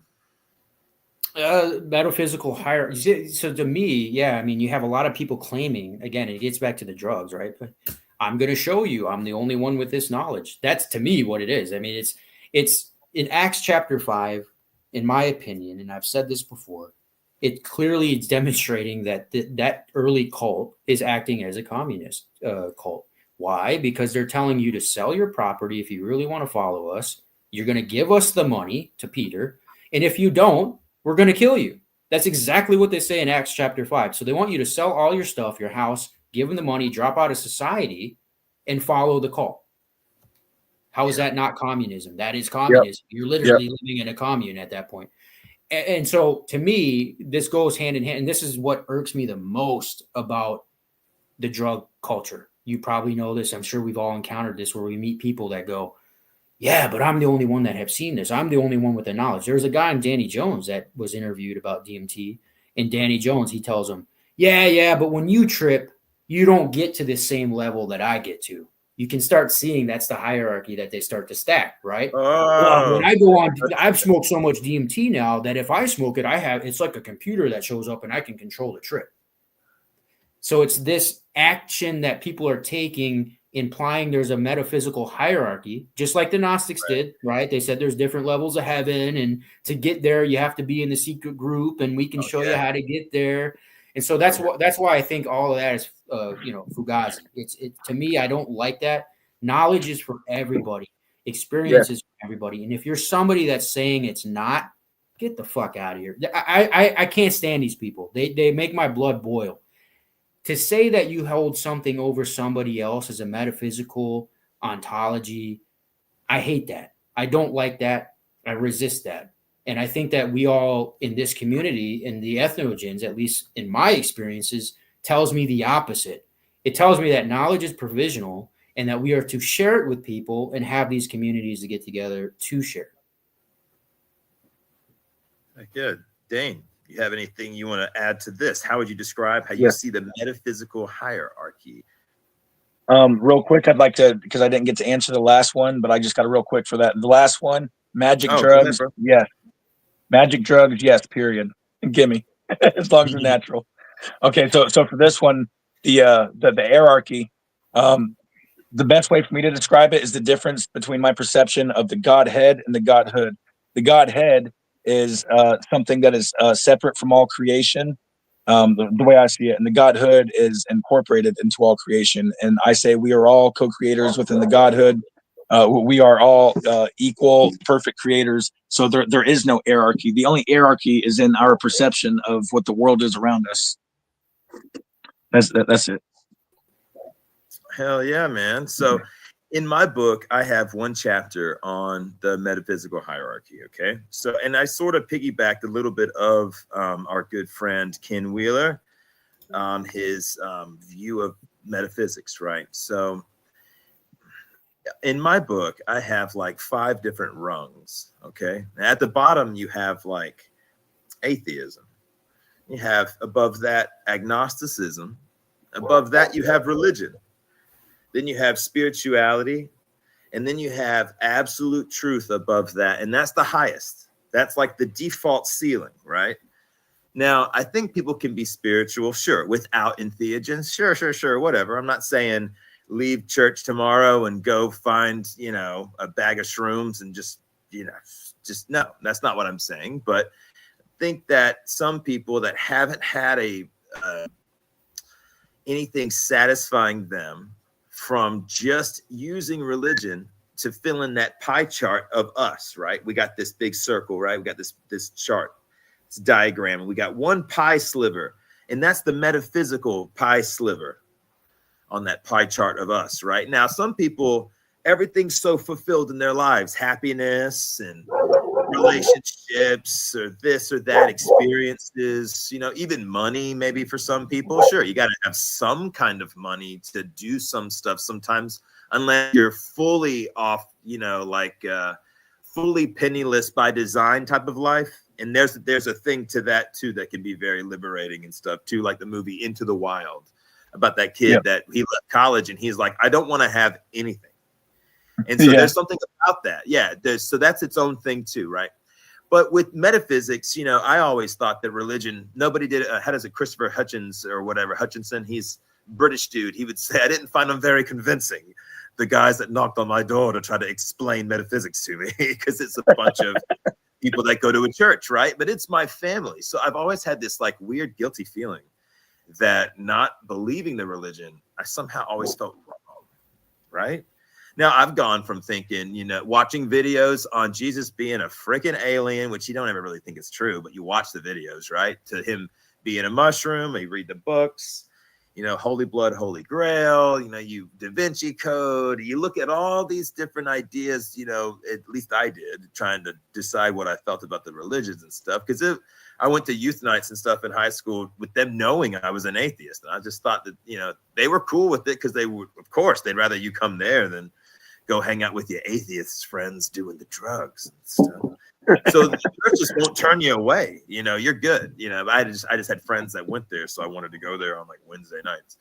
So metaphysical hierarchy, it's like if you're stuck in religion and you don't feel satisfied, spirituality is a way that you can sort of walk yourself into the whole absolute truth, law of one, all being the same thing, right? Whatever that place is that you were at before you were born here that you can't really remember, except for sometimes when you're dreaming or if you're on a psychedelic experience, wherever that place was is where we go after this too. You keep going to and fro, just shanty town to shanty town. You keep going back into the God realm and back into that. You're the physical extension of him or her now here, however it wants to show itself to you. It doesn't matter. It's different. I saw a girl. Y'all might see guys. you know, everybody reports different things. You know, we've seen ayahuasca ceremonies when girls talk to the dude for hours and it was God, you know, and they're just like, I didn't think he was that young. Like, you hear all kinds of things about what God's like. But it's this big question that's caused, I mean, crusades and wars and all this trivial, you know, traumatic stuff. And they always wonder, like, what's it, you know, what's it good for, you know? So question 8 of 10, what's next for religion and how long will they last? Will they last? I mean, forever? What do you think, Daen? The biggest thing I think about religion is we're all brothers. Ceasefire. Quit killing each other, motherfuckers. That's about it. Right now, we only have so nobody's really actively debating any of the Christians. Like, no one's taken those conversations and debates. Neil just had it out with the Crucible. And I don't know why I don't like the guy. I guess it's because of how he views Christianity. A guy who truly believes that King James leather-bound book version of Christianity, which I think that's cool too. You know, sure. I know all the messed up stuff that's been there, but you know, it's cool. The movies, the knights, the armor, the whole thing, the whole shit's cool, man. You know, for sure. It's just like watching, you know, Troy. You know, and that battle, watching movies about Crusades or King Henry and all, you know, it's cool stuff, you know, and it's all kind of interstitched with obviously religion and stuff. Kingdom of Heaven, cool movie. I do think there will always be religion, though. I don't think religion will ever go anywhere. There will always be some kind of religion. I really don't even know. I feel like other religions probably thought like. Think about it, like 700 BC, Greek gods, right? Nobody thought it was ever going to change. Yeah. And then it just did. But I wonder if the old religions are just going to slowly sort of be an undertone, and then new ideologies will become the new religions. So now, like politics, and then other ideologies within the politics. Yeah, so, you know, you're either a redneck conspiracy theorist or you're a, you know, blue-haired social justice warrior or something, you know, like the blah, blah, blah. The ideologies, the getting you mad at your neighbor for not having a Tesla, you know? Yeah. Now they don't care what religion you are. You just better not be straight, white, and male in the city of Washington, D.C. What about you, Tiger Shark? What do you think's like? What's next for religion, or how long do you think it could last? Cyclically, we have some left and right margins. Well, I mean, as far as we can tell in the archaeological record, I mean, religion was around forever. So I think stating that humans are somehow going to depart from that, I think is a hard one. And also, even though I don't agree with most of the religions, right? And we all know the reasons why. I mean, the morality is disgusting, right? They have sick values, slavery, selling your daughter off, right? I mean, genocide. And then they want to act like they have the most superior morality. That's the funny part.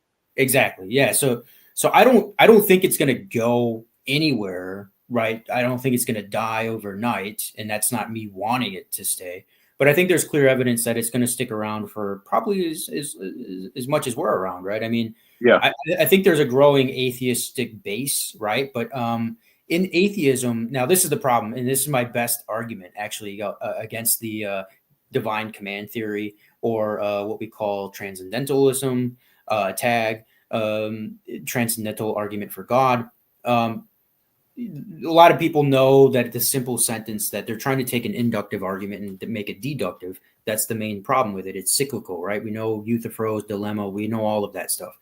But the bigger one that's right in the face of Christians that say that their worldview is better than everybody else is that if we look at it from a mathematical standpoint, from a set theory, you're never going to be able to calculate that or show a proof of that. Yeah. And how they try to show a proof of that is they say, well, the Christian world, well, what is that? You have 40,000 denominations, so you don't have a unified Christian worldview to begin with. Secondly, Atheists are not all the same, my friend. You have atheists that are idealists. You have atheists that are agnostic. You have atheists that are realists. You have some that are panpsychists, panpsych atheists. You even have Christian atheists. If you don't know what that is, look it up. It's basically somebody that says, well, I don't think the God of the Bible is real, but I like all the traditions. I read the Bible. I follow the traditions. That's probably the majority of the Christians, actually. So pretty much an agnostic. Pretty much an agnostic, but they love Christmas, for example. Right. They love it's Easter. more of they're Instagram Chick-fil-A Christians. Chick-fil-A Christians, right? Yeah, they're Christians on the surface, but they might not really follow it. That's how I say all of the presidents are. Yeah. All of the presidents are on paper a religion. Yes. For a purpose. Yes. So that they get presents every year and checks from their grandma till they pass away. And this is why another reason why Christians, the religion is probably not going to go anywhere as long as that system is in place, because they use it to their advantage. They use it to get votes, right? You're not going to get rid of Christmas? No. So you use it, you use it to get votes, you use it to keep power, you use it to keep a society, in my opinion, dumb. I mean, how do we know this? The data is already existing. The CIA in the 60s and during the French movement of intellectualism and philosophy, they were, postmodernism. The CIA literally went to France and conducted studies on what they were saying because they were scared of a revolt. They were scared of something attacking the system. And their conclusion was, yes, everything they're saying is a threat, but it's not a threat because it's too hard and too complicated for the average American to understand. And they weren't wrong in that. They're absolutely correct. The average Joe, the Chick-fil-A's, the Joe Rogan fan base, all these guys, they want to believe in something, and that's okay. They want comfort. They want to think life has a meaning, and I get that. We all kind of want it. We think about that, right? And so for them, I think that the masses are going to kind of funnel that way. Now there's this talk now, well, what if we bring back the psychedelics to Christianity? I think if you bring back the psychedelics, you're going to have a lot less Christians. So, this is such a great segue. Yeah. So one of the questions was, do you think it's right for some people, religion in general? So do you think that there is a place for it? So I'll give an example since I'm leaving you kind of hanging with the question. So the other day I was in front of Tractor Supply and there was a little tent, and I was going to get corn or something for the goats. And there was a church out there selling different emblems and stuff. And one of the people sitting there with a bucket, I could tell had a really rough past with maybe narcotics. And, some teeth were missing. And she was just, thank you. Just everyone leaving, coming back and forth, brain a little fried maybe, and older age and all the things, untreated, maybe, just forgetfulness and stuff, maybe a lot of different things you could say. But I was like, you know what? This is probably actually one of the best things for people that are, in today's episode, we talked about addiction and recovery. And so I almost think that church is actually still pretty good, because when people get divorced, I could word this a lot better, but I'm just kind of shooting from the hip, and I feel like when people get divorced, or when people have nothing else, or even if they move to a new town and they don't have any friends and they're not going to the gym at the moment, going to a church and finding people, I think 21st century Christians aren't hurting anybody. You could maybe say something about bringing it into Bible study stuff and kind of brainwashing the youth. That's kind of Hitler youthish, I think, because you're getting to them before they can really look at it the right way. And then they have to learn all this bullshit that we've all talked about today. And then that's a whole lot of learning just when you could have had them absorb it the real way from the beginning, the right way, the more anthropologically realistic way to accept the religion and look at it more as a cultural, social group of people with Christian undertones, from that being the lineage of most of the people that immigrated and came here from all the different white countries in Europe. And then, of course, there's a family lineage of Christianity with the African-American race, because with the abolishment of slavery and with the cultural division, one thing happened, that they both races, the white and the black race in America, both were Jesus freaks and were racist towards each other. But lo and behold, they absorbed the religion of the people who had them underneath that sort of oppression. So in that regard, I feel bad because it never gave them a chance to keep the roots of their country alive, because they were completely washed away with that boat ride over when their ancestors got here. Everything they lost with their languages, with their religions, and all these Christian white boys. Unfortunately, these weren't the golden years for Christianity, unfortunately. But all these Christian white boys just said, oh, well, they were godless and they were languageless and they were just, and of course, the people that were doing this from Africa, the different kings and stuff that were selling off their people, it's the cold-hearted nature of them too, because then they were looking at their own people as just dollar signs with that different Dutch East and India, West and East India trading companies and stuff, and the different slave trades that were at the time. And so there's a lot of generational trauma. And I think that as much as I don't like the fact that both white and black Americans became racist towards each other and have had to deal with that fizzling out in the South more than the North. I lived in South Carolina. I can tell you I've still heard the N word being used negatively in context of a conversation out of someone's mouth within maybe 6 years ago. So it's still got tiny breadcrumbs of that ignorant shit still sprinkled around, and it's dying off every year. And whereas that is bittersweet because everyone's grandparents down there that might have been that way, mine were not, but not everybody in South Carolina can say that. Nor would I even say that right here either, if it even was a thing, but I can guarantee it was not. It beat your ass for saying anything like that, my granddaddy and stuff like that. Yeah. Oh, yeah. One of their best friends was a black master sergeant in the Army. Really cool dude. And Daen might have lost connection. So if we see you later, Daen, we'll have you on the show. And I didn't have my 10th question, actually. Let me answer this one real quick. So I'm going to go against you. I'm going to go against you. So, but I'll be nice about it. Sure. Yes. So I greatly think that Christianity is a bane on society. I think it's the hegemony of modernity, is what I say. I think that it's forced, and I say this not only from being American Indian, but I also say this from just being in the culture today. I think that they force an agenda on people. I think it's complete authoritarianism. I think it's theocracy. What that guy, Crucible, whatever the hell his name is, I'm not pushing for theocracy. Yes, you are, dude. Theocracy is basically you're telling people that they have to follow a certain set of rules. That's called authoritarianism. That's why I'm greatly opposed to that. Again, freedom, they want to say, well, this is freedom. Freedom doesn't start with a negation. It doesn't say, well, I want to do this. Nope, can't do that. You got to go do this now. I think it's complete trash. And I think that the data shows that actually what they try to profess, we know this in the divorce rates, my friend. So if your morals are so much better and your piety is so much better than secularism, then why is your divorce rates the same? And why is there a growing infidelity rate in the Christian culture? Is it because they're all demons? Is it because they're all possessed by some sort of demons? That's how this is just shit brained. I think it's shit brained for society. I think that we have better channels of healing through the psychedelics, through the entheogens, and through the Greeks that you guys talk about all the time. We don't have that anymore.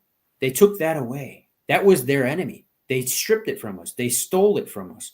We don't even have it anymore. They did that to the Native Americans. I can pull up the study right now, Meskwaki anthropology. They did it to our medicine man. Basically, what happened after the wars, you can look this up. My tribe was involved in 2 battles, the Fox Wars, they call it. We were bailed up by the tribe from the south in Oklahoma. That's why they call it the Fox and the Sock. The French called us the Fox because we fought like kind of foxy tactically. We come in and hit them at night and stuff and run away. And we're up against a lot of fucking people. And we bought our own land with the war booty that we garnered from those battles. And we were the only tribe in the US that bought our own land. So we aren't on a reservation. We're actually on a settlement, right? In Tama, Iowa. So what did they do? in Tama, Iowa. Well, the government came in and they tried to force the kids into boarding schools. And the parents and the chief, Patanequa, said, no, we're not taking the kids and we're not putting them into schools because we want it to be our education, not yours. So Right. So how did they get that to happen? They built the fucking school, but they couldn't get the parents to send the kids. So what did they say? They said, well, actually, by the way, you guys aren't even citizens of the U.S. So what does that mean? You don't have parental rights. So what did? They took the kids and they forced them into the fucking boarding schools, my friend. At the same time they were doing that, and of course cutting their hair off, making them wear Western clothing, stripping them of culture. This is what Christianity does. It attacks other cultures. It takes it over. It destroys it. This is what they did to the Greeks and the Romans and all of those cultures. And they're doing it to this day. So people that are, and this is what I say, Christians, they think they're going to transcend on death if they believe in God, right? They also believe that the world's not good enough. They're nihilists. So they're transcendental nihilists, and they're also supremacists because they think they're the only ones that have the true God that are going to go there. And if you're not a part of the group, you're going to hell and they're going to burn. That's what they are. Right. They're transcendental nihilistic supremacists. And I'm not the only one to say that. There's a bunch of other people that have said that. Oh, no, yeah. I've said a lot of nasty things before, and I'm not saying what you're saying is nasty, very truthful. But I've said a lot of things before about Christianity when I was, obviously neither one of us probably fight with it internally anymore because it's like trying to convince, I don't know, an isogenic salesman that their product is crap. They're just not going to believe it. It's not part of it's not how it's built. But I've seen things like just the other day, just watching funny reality shows, watching 90 Day Fiance. There's a Mormon dude, and he had a girl coming from South America to marry him. And just the way that the mom talked, it's just so matter of fact, the Mormon mom, with the T-shirt underneath the overalls and everything, I don't know how to really describe what I'm seeing and it'd be funny, but in my head, it's just like, of course, very covered up and, all natural, they don't have any kind of misbehaving or contraband in their families for sure. But, she obviously wanted to see this girl's dressed because she's from South America. And these girls sometimes in South America show a little more skin than Mormons are comfortable with. And she's modeling and stuff. And she kind of has to stop it because, her new family is, pizza parties and 007 game night. That's all you get in Mormonism, But you do get a forward propulsion from Mormonism to achieve in a way. And they have this almost like sales training program and language schools and stuff when you go abroad for your missions and stuff. And I've had friends that were Mormons who have left. In fact, a buddy of mine that he owns the gym in town, if you will, he used to be a Mormon and he's recently discovered the channel. And it's kind of cool because now I know that he could go and kind of get to know me some just watching the show. But him having been somebody that left Mormonism, I almost want him to be a guest on the show because he'll tell you about how the discovery of everything that the religion claimed kind of fallen apart upon converting people to it and believing it yourself. And then slowly learning it isn't what it is. And I think some people can kind of feel this traumatic effect from that. I hate to use that word over and over again, but sort of this traumatic effect from that ironically, things like entheogens help with. So bringing us to the last question, could we have a version of Christianity that has entheogens? Is it possible? Is there ever going to be a group of we see priests doing no offense, I'm just going to say it because we see it on TikTok, whatever. TikTok's gone now, but Twitter and all the other stuff. We see preachers or pastors that have LGBTQ Christian churches and priests, the collars, all the stuff, all the different clergy members, and people are in revolt over it, even though I think it's fine, right? Who cares? But do you think there will ever be a time, of course, I'm maybe wishful thinking, that churches would have access to this? I mean, Bill Gates did sign Bill Clinton. Sorry, my God. Is that much better? Sorry. Bill Clinton in 98 signed something that a lot of people don't know about. He signed a bill giving the Native American church, if you will, their entheogen permissions back on the reservations, Yeah. on approved property. Sorry. And so yes. Is that what that is? A card? It's what it is, my friend. Oh, okay. Well, damn, this is great to have on the end of the show, because I wish that do you think, okay, so are there Native American groups that are Christian? Yes, that's what I was about to bring up, but finish what you're saying. Well, that's it. Yeah, I look at it like the Native American church. I feel like the Native American church is the way to go about getting this authorized. Because if Bill Clinton was willing to sign that for Native Americans, I feel like, I don't know if that's what any administration's ever going to be focused on, but Bill Clinton was. And as much as people might not like him, or some people might love him, I don't care. He signed that. And that shows a lot of respect to the culture. And you don't see that as often. I mean, yeah, we've seen the Washington Redskins turn into Commanders. We've seen things like that for sure. But what about the stuff that really matters? Now, unfortunately, Christianity has this sort of like gate around it that blocks the concept of that ever being involved. No matter how many sacrament rituals they do, no matter how many little triscuits they eat in church, they're never going to admit that it had anything other than a symbolic reference the entire time. And that, I think, is just looking common sense in the face and just choosing to be dumb. And well, whatever. That sounds mean. And I've been really nice this episode. You know, I see the good in it for people that are really struggling. It's something. It's something. Sure. Okay. Nowadays, since they're not ruining everybody's life anymore, but they have one hell of a freaking resume of 2,000 years of murdering everybody. It's like, nowadays, all it's turned into, and to each its own, is like a little business for people to hang out one day a week. But the roots are in some weird spot, yeah, for sure. Let me back your thinking on this, right? Because I think that it's not for me to say that every single Christian is a bad person, right? Yeah. And I think that's what you're saying. You're saying that there's good people that are just looking for truth, and they think they found it in this theology, which to me is the dangerous aspect of what they're doing. But it's not to say that the person is inherently a bad person, right? Yeah. So, sure. So I think that people seek community. They seek answers to life. I just think that religion and theology in general is like the easiest thing to fall into, right? Because it doesn't require you to think. Other people can tell you what it is, and there's a bunch of people that support it, right? So and that's even the Christians. They say this themselves. They go, well, if there's millions of people that follow it and believe it, it must be true. And I think that's where they kind of come to this conclusion. But I don't.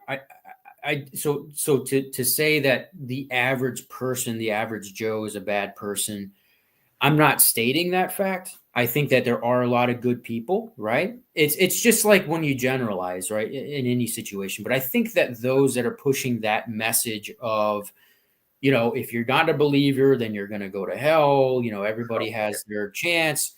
And that's the overall arcing message and to the broad audience. I don't think that's a good, fruitful one. And I would that guy Crucible, I would destroy that guy in a debate immediately, because he says that his morality is leading Christianity, which is why he thinks his basis for thinking that Christian nationalism should be the structure of society. One, you're taking away freedoms from people. It's plain and simple. Even if you think the utility of it is the best, that's the problem with utilitarianism. Is they think, well, if Witch Doctor says, but I want to make a YouTube channel and I want to talk about these things, and I look at Witch Doctor and say, Witch Doctor, we don't have enough corn. You're not going to do YouTube. You're going to go grow corn because the utility makes it more accessible for humans to continue living, right? So, but that's authoritarianism. I'm telling you what to do. I'm taking your freedom away to express and how you want to do things. Right. That's the same thing with the church. And so, and we know that they're doing this up until, recent years. I mean, one of the big reasons. So the biggest county in this country, right? The biggest county for teen suicide rates are on reservation lands. The Rosebud Reservation has the highest per capita rate of teen suicide. Do you know why that is? Because they brought in the Christian churches onto the reservations, and guess who was molesting all those kids? Oh, no. Yes, For it's real? a fact. And they were molesting not only the kids, and these are white people doing it, they were also doing it at the schools, my friend. The schools, dude, the administrators. Like, I hate that too for the religion because, like, you know, my grandparents are, you know, Christians and stuff. Every year, you know, I get the manger and stuff in the mail, or whatever, you know. And I'm not trying to be funny or nothing either, but it's like, God, some of them mean so well, but then like, you want to talk about trauma, my friend. It's like the end of Apocalypto, man. Like after running through the woods because this other group of Mayans is like trying to kill you. It's like, oh shit, here come a bunch of white guys with crosses on their boats. Great.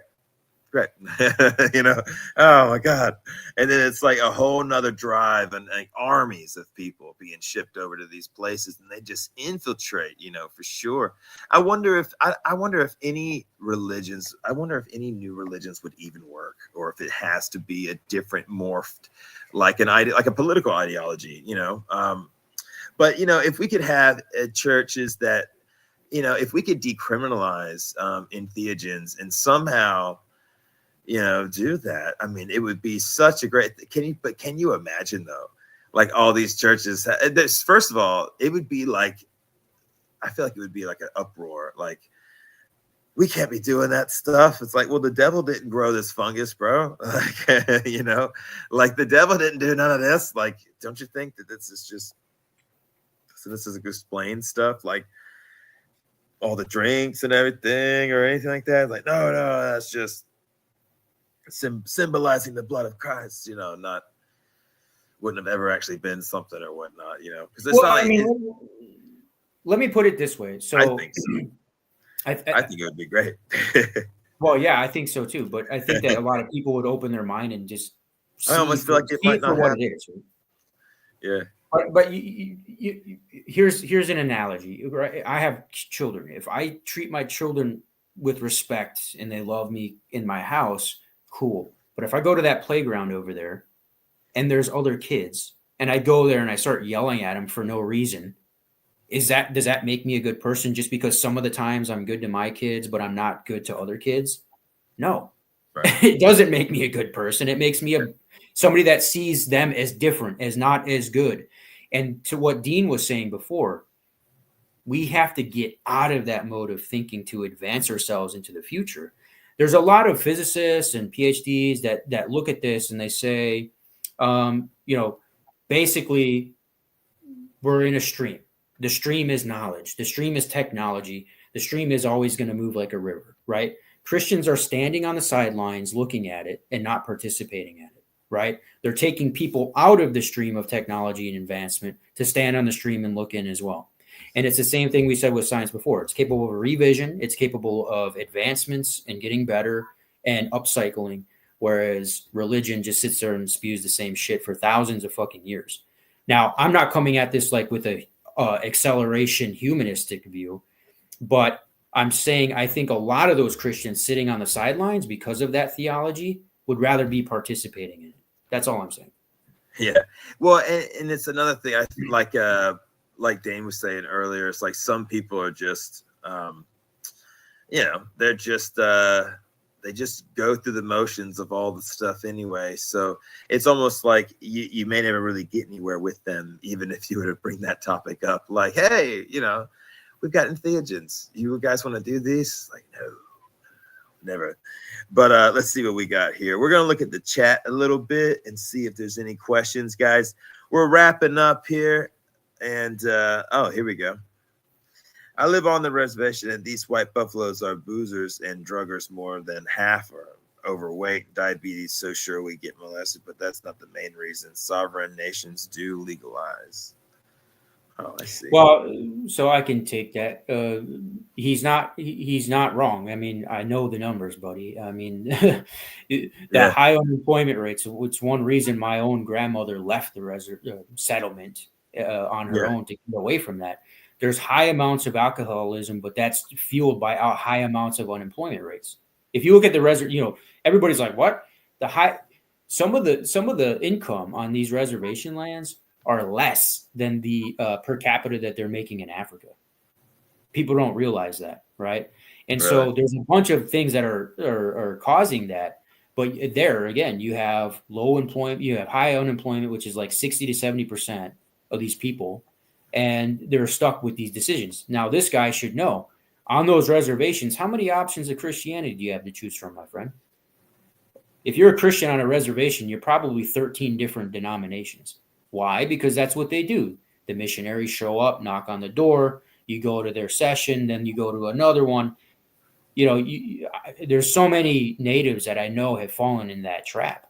Oh, I'm going to the Methodist church. They go there for a year. Then they go to the Baptist church. Why? It's because they're always going there with different missionaries at different times. My own parents and stuff have had to deal with that. What I'm trying to do with my own, my mom works for the tribe. She's on the settlement. My dad retired from the tribe. He's on the settlement. What I'm trying to do is motivate them to bring back the medicine. Yeah, that would be the shit, man. Our culture, essentially. So are they not, I guess where they're at, are they not doing a lot of that anymore, or they are? No, it's just not. It's disgusting. And I told my own folks the other day, I said, look, I mean, you guys, some people ask me, not my mom, not my dad, but they ask me like, why don't you come back? And I'm like, for what? For what? Now, have I seen peyote drum circles when I was a kid? Yes, at powwows, right? Yeah. At powwow ceremonies, things of that nature. Yes, I have seen them directly. Have I taken all of these things? Yes, I have. As I just showed you this. But the thing is that that's not routine. That the majority of them have been converted to Christianity.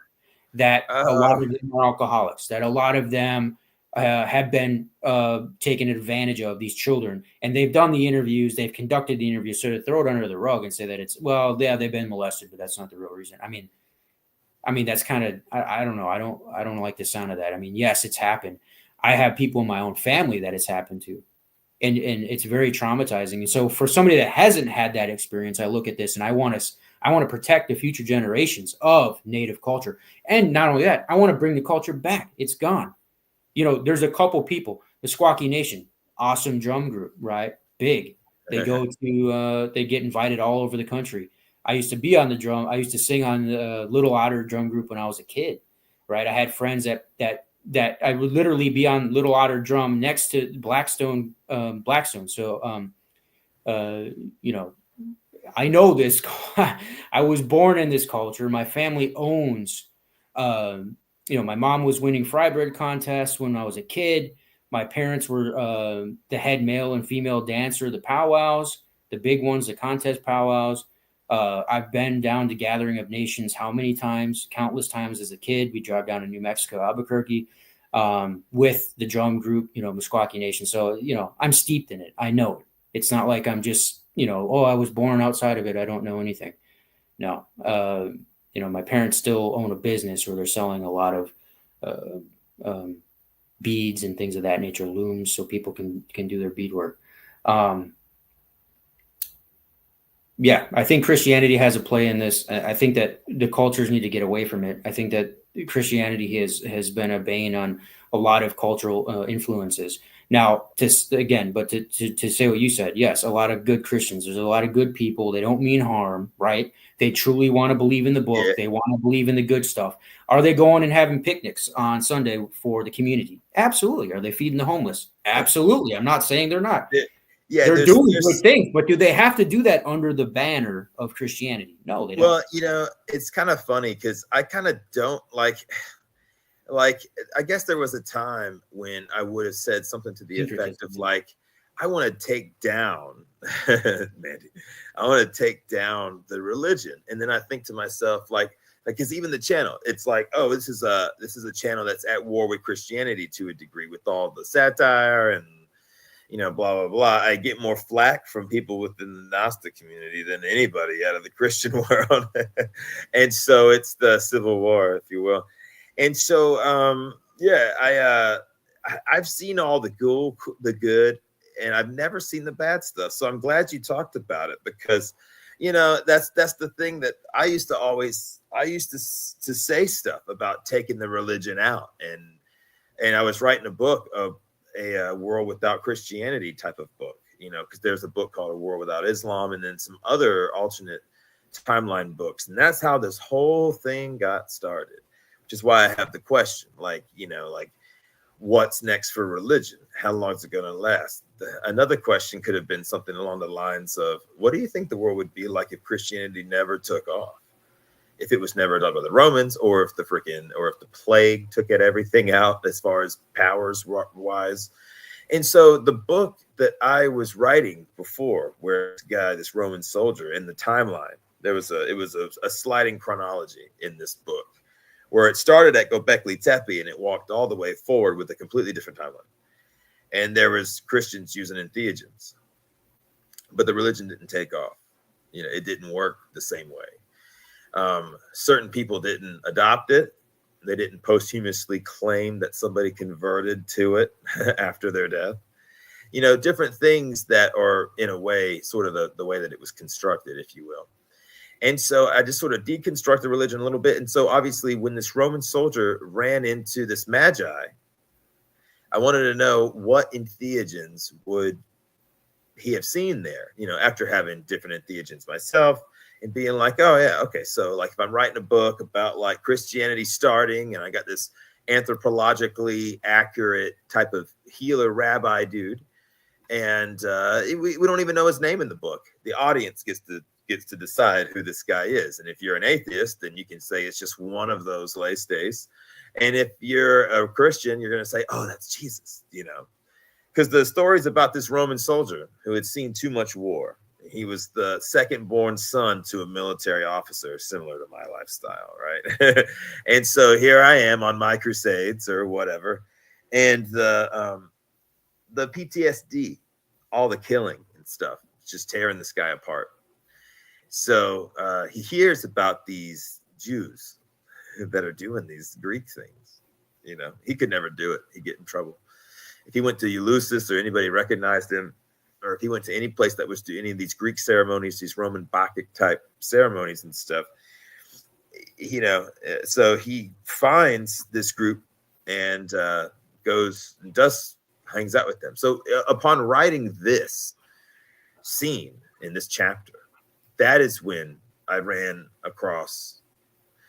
It was after reading Allegro, after reading The Immortality Key, but before finding Lady Babylon. So I find the Lady Babylon channel because I'm trying to find out more about the different kinds of entheogens that are supposedly being used at the time. And then in midst of doing that, I stopped writing the book and wrote the book, Witch Doctor Christianity, which is not done. Yeah. And because that information was in the book, it's in the lecture, it's the first video on the channel.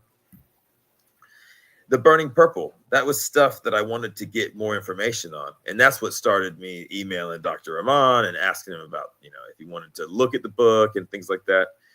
And so the book's not done, but it's funny how in writing another book, I stopped what I was doing to write another book and then made a YouTube page and everything and all this bullshit to try to get a response from the guys that are in the book. And it worked. So I'm glad that it at least started some communication, some traffic. So I still want to write the book. I don't want to shit talk anybody too hard. I shit talk religions plenty in the book. It's a comedy. So I'm bashing Judaism, Christianity, Islam. I'm bashing everything the whole time. South Park style, every style in the whole book, witty British humor, all that good stuff. And I'm showing you where all the different artwork has the different breadcrumb trails hidden in the symbology of the artwork and stuff through the whole book, which is why this channel is like this. And it's got a huge focus on Christianity. Obviously, the Greek and the Roman stuff is all just as fascinating, but I don't know how many videos about that are under scrutiny compared to the religious videos about that. So, for example, I don't think anybody disagrees with Dionysus's YouTubes that people make. Like, no. Oh, your version of Dionysus. I don't see people really doing that. Like everybody says the same thing and they all agree on it, no matter what it is. It's all written somewhere, And so that's where I'm kind of like, Christianity, it almost needs a bigger magnifying glass because that is an interesting question. And I think people deserve to know. And I don't think they get to fight it to the death. And everything that anybody says in that regard is just always wrong completely about everything. No, it's never like that. And there's enough breadcrumbs left all around through all the centuries for 2,000 years till now, for that and more and beyond. The pre-Christian era in the beginning of it all. You know, it takes a while for these things to build up and stuff. So, you know, like the beginning of this religion goes 100 years before the dawning of Christianity, if you will, just as a way of describing the timeline, right? So that's what we want to have Gnostic Informant on next time, guys. Hopefully we can get Gnostic Informant and Stephen from Cross Bible, Tiger Shark, Daen Dark-Light, Marcel, and hopefully we can have guests come and go for a 2, 3, 4 hour talk on the 100 years leading up to Christianity. So here's what's great about that. Christianity didn't exist yet, theoretically, right? So anything the cultures are doing, we're allowed to talk about, and nobody gets to disagree with them. We can pretend they didn't influence all these origin stories of this religion that we've diced apart so much. But, you know, that's for some people that they're not going to receive it. It doesn't matter. Like, I don't know, there's a lot of things. There's symbology right in front of your face. If you choose to disagree with it, if you just choose to because you don't like the person that's saying it or something, look, you know, whatever doesn't make sense or whatever I disagree with, whoever it is, there's not going to be some blind faith and you just follow what everybody says no matter what. I think everybody we've brought on has their own view on all of it, and nobody follows this blind walking off a cliff sort of cult-like behavior that's been gaining so much attention right now on the YouTube views, if you know what I mean. Everybody's talking about it. But let's see, we got a couple here. Let's see, got about 29 people in the chat right now, so we do need to probably look at getting off. Just, you know, if it's too long, I think people give up. But people have been liking the 4-hour powers because they'll watch a big chunk of it doing stuff and then a big chunk of it watching at home. And people, they tell me in like the emails and stuff, like, I like it when it's this long, you know, and I don't like the 7-minute video. I don't like the short videos, you know. I'm like, okay. They're like 30 minutes or more, or, you know, the longer the better because it's more to watch and you don't have to do as much, you know. Let's see.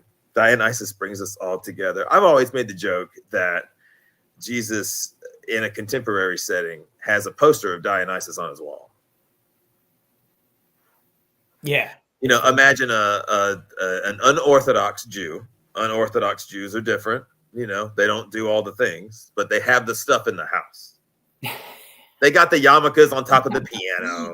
Like I lived with Brazilian Jews who were not Orthodox at all. Yeah. Brazilians are never going to be Orthodox anything. You know, they just aren't like that. They're all, you know, I say fresh out the jungle, but you know what I mean. And so no matter how much they still celebrate Passover, everyone's wearing the things and stuff, you know. But let's see, imagine that. Yeah, you have a contemporary Jewish dude who's unorthodox. He has long hair. He shaves his beard, doesn't do tassels, no tassel sideburns, you know. He's the cool guy. He's too school. He's Travis. He's the Travis Jew, you know. He's got the skateboarder hat and stuff, and he's got a picture of Dionysus and Aphrodite with boobs full display, full penis and balls too, both, you know, full going. Maybe even Mithras, you know, maybe even Mithras on the wall too, you know. And that's kind of how I see that particular character as like a teenager, if you will. So yeah, you're going to be a rabbi, but you're going to be your own kind of rabbi.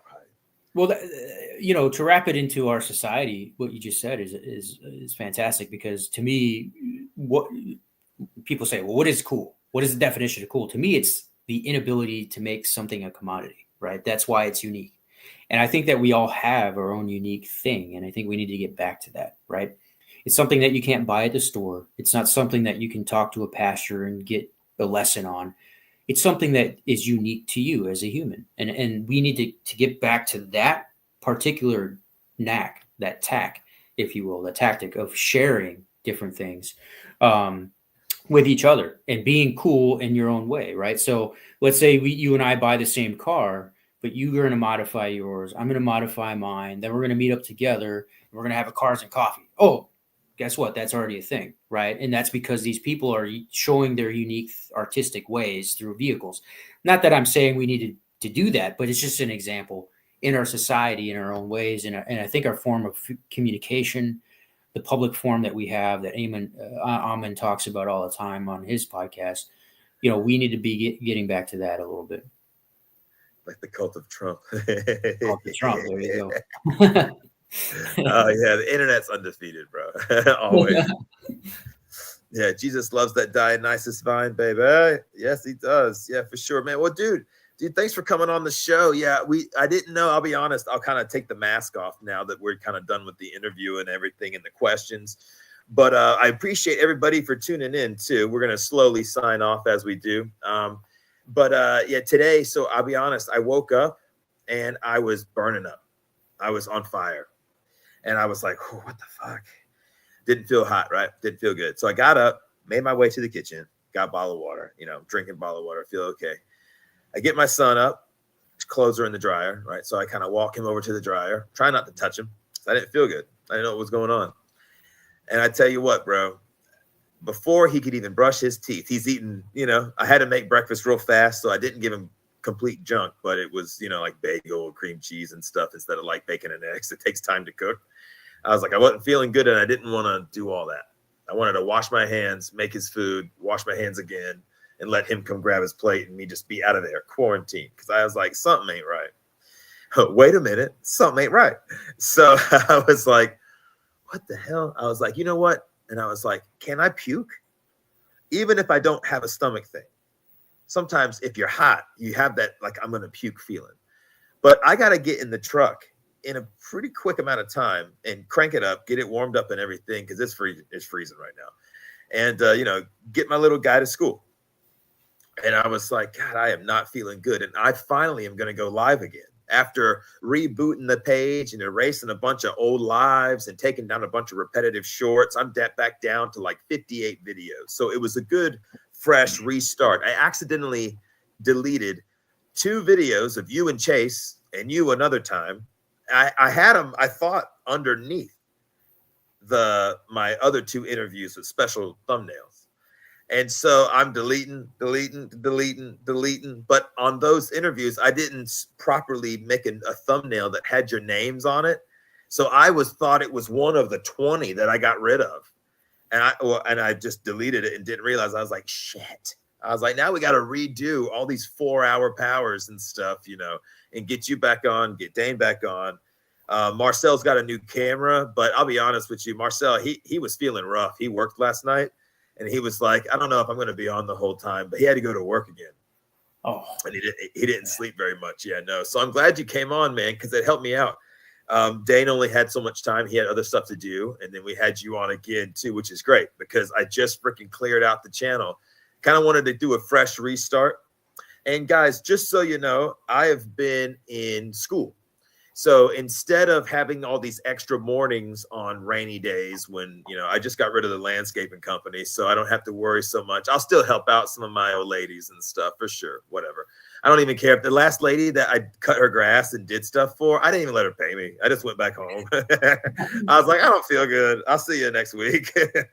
But then a buddy of mine, he wanted to buy the company. So I put everything together for him to take on all these clients and stuff.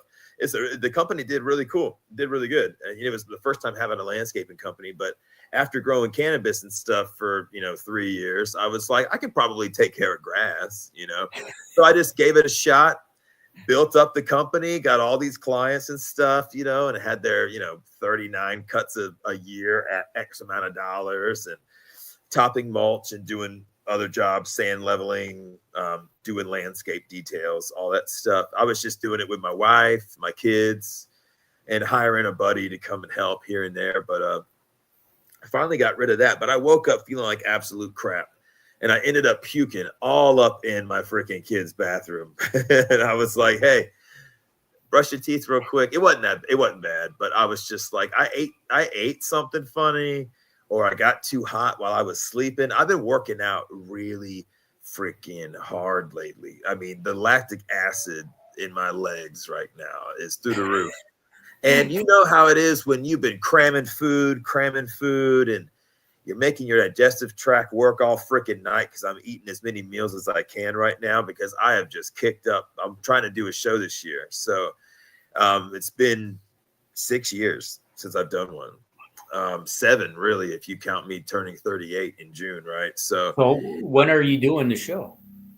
Probably, I think it's in November. And how long do you need to cut to get there? Well, 3 months, 2 months? I've been out the game for a minute, right? So I've been working out unenhanced, crashed off the enhancements when I was a competitor, came off cold turkey. I have a lot of natural muscle already. I am 100%. I'm 5'11" and some change, right? But I've always been 220 to 250 naturally. There's tons of bone and muscle just naturally there. I look like freaking Bigfoot, you know. Got to buy 42-inch waist pants for my legs to get in them. Whether they're muscle or fat, it's always oversized pants. I have a size 14 foot. So I'm really built for bodybuilding and football playing and stuff like that. I just honestly now these linemen are 6'5" and they're 400 pounds. So I'm like an old school guy that played football who's a normal white dude height, you know, but I got the genetics for being like a farm mule.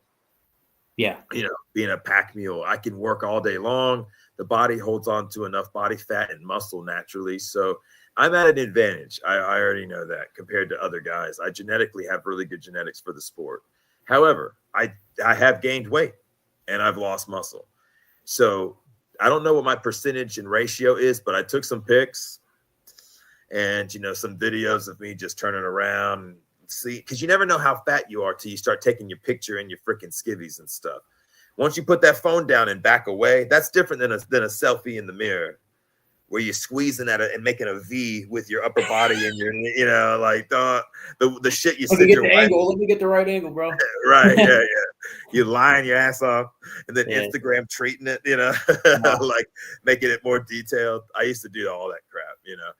And so now I'm older now. I'm smarter. I'm wiser. I know that I don't need a lot of stuff to do well.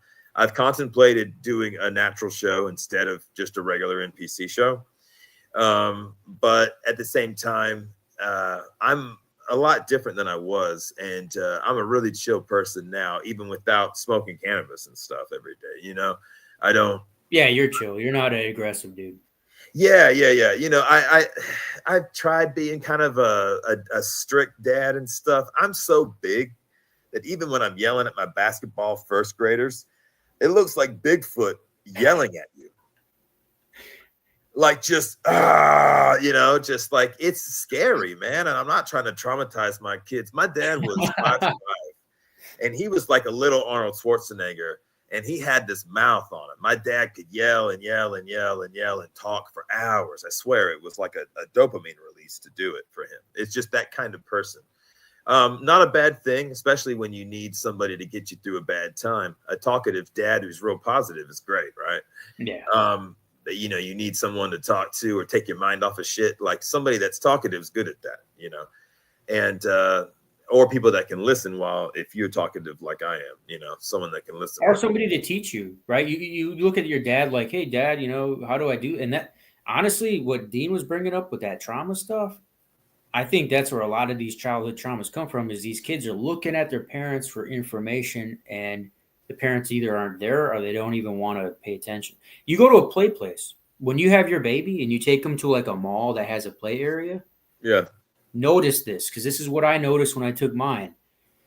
All of the parents they're seating for the parents around the play area, right? And the kids are playing. I was one of the few, I'm not saying I'm the only, but there was a couple of dads that would actively play with their kids and others even. But the majority of the parents are sitting on the sidelines going like this. Yeah. They're not paying attention to the kids, man. And the kids need that attention. You know, that doesn't go away. Just because the kid can take a pee, flush the toilet, and grab his own snack doesn't mean that you can't just not pay attention anymore, you know? And I see that with a lot of parents doing that. You know, I have a 13-year-old, and when she was 2, her mom, and I'll talk about this, it's not too much, if you will. Her mom, when she was about 2, we had split up a bunch. before, during, and after the baby, my daughter, who's in the room doing homeschool stuff, right over there. Not in this room, but in the other room. Sorry. I'm having an adult conversation here with everybody. Sorry.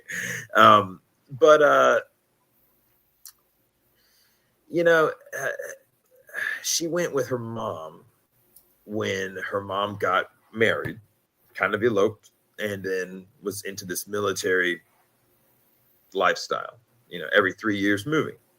The first stop being Germany. What makes this kind of painful, and I'll talk about it because I'm not, like, as much as people might think I'm egotistical because of the way I talk and I look and I sound and the shit talk that I do. I don't think you are. No. Well, my best friend married my baby mom. Really? I didn't even know they were dating. Yeah, her mom and I weren't going to go to court for stuff because we were just being grown-ups about it, Right. And so she suggested it, and I was like, oh, she must be getting married and having to move, because why else would she be suggesting it when we've been doing it just me and her, no courts. And so I was like, oh, well, if she's getting married, it would have to be like an army dude, because nobody gets married this fast, because she's only been lived out of my house for a couple of months, Wow. It would have to be somebody in the army, but the only guy in the army that she would ever even give a chance is my buddy, who is currently in Kentucky, but I've seen weirder distances in relationships start, including the eloping, because the army kind of puts you in these positions to have to do things fast.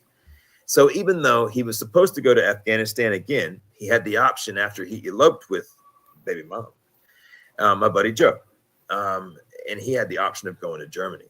So next thing you know, my daughter actually was on an airplane to Germany at 2.5. And because I was bodybuilding and smoking cannabis, I didn't have any balls to try to sue her for custody, nor was I in a relationship that would have supported that situation because it was toxic, as Right. they always are. I mean, you just left your baby mama, go figure, right? Yeah. So You usually is your knock daughter out with the truck, you? Yeah, usually you're making the worst decisions when something like that ends. And it's not how Steve rolls no more, I'm with my wife, to the death, you know what I mean? And so I was running around and stuff. So it was almost like this revenge thing, where you do the one thing that's really going to get the revenge on that guy. And that's where I tell people that, I've had my ego cracked in real life, and I've had it cracked 100 times with shrooms, and I'll always own up to when I was wrong about something, whether it be the shit that I do here or if it be anything from the past. And, I was right when I made my prediction that it was my buddy, because it's the only person in the military that would constitute this needing to even go to court, because you got to be getting married. It was just this domino of thought. And I reached the conclusion in like a 30-second freeze. One day picking up my daughter, who was 2.5, and we were in separate houses, right? And I realized now, especially when, I got married and she has a son from a previous marriage. He's my little dude. He's my man that I woke up this morning, who was such an angel when I'm puking in his toilet while he's brushing his teeth. And, me and him have gotten really close, and I see the value in having your kids with you, not to share too much, but my daughter had been dealing with some hard things, living in a situation where you're moving every 3 years. You're allowed to mess up a lot because you're going to start over. And I had that growing up, moving a lot, in a military brat family, and then just having all these changes in the civilian world when my dad was now out of active duty. It's still in the Guard for a while, but you know what I mean? He was, it was just him moving because we wanted to, not because the Army was making you. And so I went through a lot of changes, knowing the value in having the kids in your life when you have them, and the value of if you take a dad out of a kid's life for too long, or take a mom out of a kid's life for too long, it can cause issues. Like my friend Trevor, who is no longer with us, but he's my best friend from 8th grade, through high school and everything too. We got in trouble together, stuff like that, Well, they found him in his apartment like a year ago, and nobody really told me how or what he did or took that made him pass away that night. But I think if he had had kids and if he had seen the beauty in having your own, and my kids now, with me getting this mini goat farm that I have with chickens and ducks and all that, we got so many eggs, bro. Oh man, you know how cool it must feel. It's so awesome to have that. It is, yeah, that's cool. Very I'm jealous. lucky. I'm jealous to you, bro. I want some eggs. Yeah, dude, duck eggs, man. There's a lot of information on how they like alkaline, good for you, delicacy in some countries and stuff. But I swear to God, I got these 4 black Cayuga, beautiful ducks that have these Oreo cookies and cream looking eggs, and they're all freaking boys. And I got 2 girls, a Swedish blue and a Rowan, and it's 2 boys versus 1 chick every day. Their necks are so worn out, man. I need to get rid of 2 dudes at least and even it out. But I'm trying to find somebody who wants to put them in like a pond they have. Yeah. You know, and who would actually feed them if there wasn't enough food there. Usually there would be, but you know, whatever. So anyway, so let me ask you, based on what you just said, I 100% agree with you, my friend. I 100% agree. And this is, and divorce is so gross in our society. It really is, because as much as any way you want to slice it, usually the man is the one that loses. I know in Texas, like if I went to divorce court as a man, I would lose 1 out of 10 times, or I only have a 1 in 10 chance to win. Actually, 9 out of 10 times you lose. So I feel the sympathy in the kids. At the end of the day, this is what I always say. Even though the men are the ones that have to brunt a lot of that, you know, you only get standard visitation, you only can see your kid, you have to pay child support. The real loser in all of that in a divorce is the kid. The kids are losing their parent. The kids are losing that connection with the father. And for the courts to just say, well, 2 weekends enough, 2 weekends out of the month is good enough. That's not enough. You and I both did that. Yeah. I did that for a little while. Yeah. Yeah. So no, I hear your sympathy. Yeah. I mean, it's not cool to do to the kids. In the way that I see parents, not to say that, well, we can avoid divorce. I'm not saying that.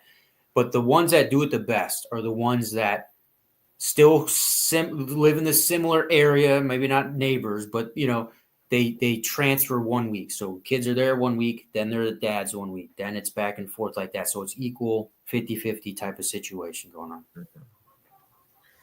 Yeah, man, dude, I have had the best time. I have to, in about 15 minutes, go pick up this little man that I was just talking about, actually. But this was a great way to sort of end the episode, because after Daen, you know, we have about another extra hour or maybe even more on today's episode, you know. And now that we need to put some more stuff together, I'm going to try to use OBS for other streams, but certain streaming abilities are limited from person to person that we're going to have on the show. So sometimes we'll need to use StreamYard, and sometimes we'll have guys that have OBS and stuff. So, and I'm still learning a lot when it comes to that, but I appreciate it, guys. Is there anything you want to say, Tiger Shark, before we jump off, brother?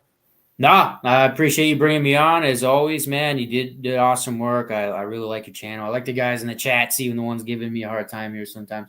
Yeah, it's all good. I like the tension, even when someone's talking about like just now I posted the whole, you guys are delusional. Why would you think he's a Trump supporter? Talking about Amon. I'm like, I don't think he is. I know he's not. But maybe he was talking to someone in the thing. It's all cool, man. That's why if you bring all the controversial stuff to the show, that's what makes it work. There is a new show with Tosh.0. He's the host of a reality show where these guys, it's called The GOAT. They compete to see who's the best reality TV host person that was available. And it's pretty funny, you know, but you have to have a little bit of that drama, you know, like even in like Beast Games. I watched that with my son, right? Beast Games, there's a little bit of drama, you know, that's what makes everybody watch the show. If everybody's getting along all the time, people might think it's a little boring. A little Jerry Springer, ain't nothing wrong with that. So we do plan on having Neil and Stephen from Gnostic Informant and Stephen from Cross Bible. We're hoping to have them on, and we'll have Daen and Tiger Shark and Marcel and myself come and go from the conversation and stuff. Hopefully soon. I told Stephen and Neil like maybe a week ago, I said like, let's do like 2 weeks or so. That way you have time to see like if someone's going to destroy something in my channel, it's going to be funny as hell, but you need time to watch stuff, to find things to bash and to just destroy, you know, if they can, if, you know, anything like that would be awesome. Or you need a second to get something put together that's going to seem different than every other talk that they've had, you know. But Neil's been doing a lot lately, and I got to commend him. He's made it onto some other channels recently. That's some cool stuff, man. That's when you know you've done really good. You know, you start getting on other people's channels that have lots of different, you know, views, whether it be just personality talks like Howard Stern style, like the dude in Miami or whatever, or if it be more press conference debate style, you know. It's good stuff, man. And it takes a lot of balls to get up there and talk about this sort of stuff, especially when it comes to politics and religion. It takes a lot of balls. I'm not the most educated in any of it. And, you know, I don't think anyone's really intimidated or about talking to me about it. So, so hopefully that'll be my end with everybody, is that no one's really scared to come on because they're not intimidated about anything. So. No, I think the problem with them is the Christians debating you, is we saw it with Neil, right? I mean, that whole channel, and kudos to Neil. I mean, he knew he was going on. That modern debate channel is all about Christianity. If you actually look up their videos, yes, they have atheists on and they claim to be this unbiased, but they're not. I mean, the majority of their views and subscribers are Christians. They know that. So kudos to Neil. He kind of went into the fire. You know, do I think he did the best job? No. He called himself out last night, which I also give him props on, right? When he's wrong, he admits it, which we should all do. I mean, you know, we all need to be self-aware and you know, learn from our mistakes, and nobody's perfect, right? So I think you're very unique in your ways. And I think that's why that's why I tune in. I would imagine that's why other people tune in.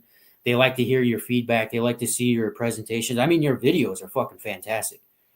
You know, you put work into them. I see that. And you have your sources there, you know, so I appreciate what you're doing. And you know, I don't think you're just one of these crazy, like people are calling people Ammonites now. I don't understand that. It's like these Ammon is saying basically don't follow that shit.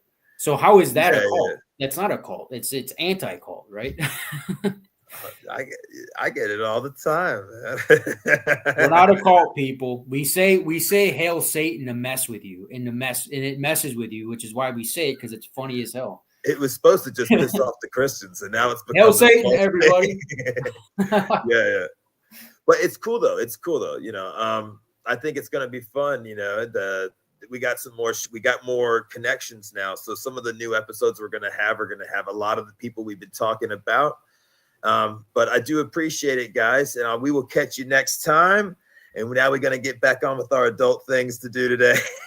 So we'll see y'all. Peace.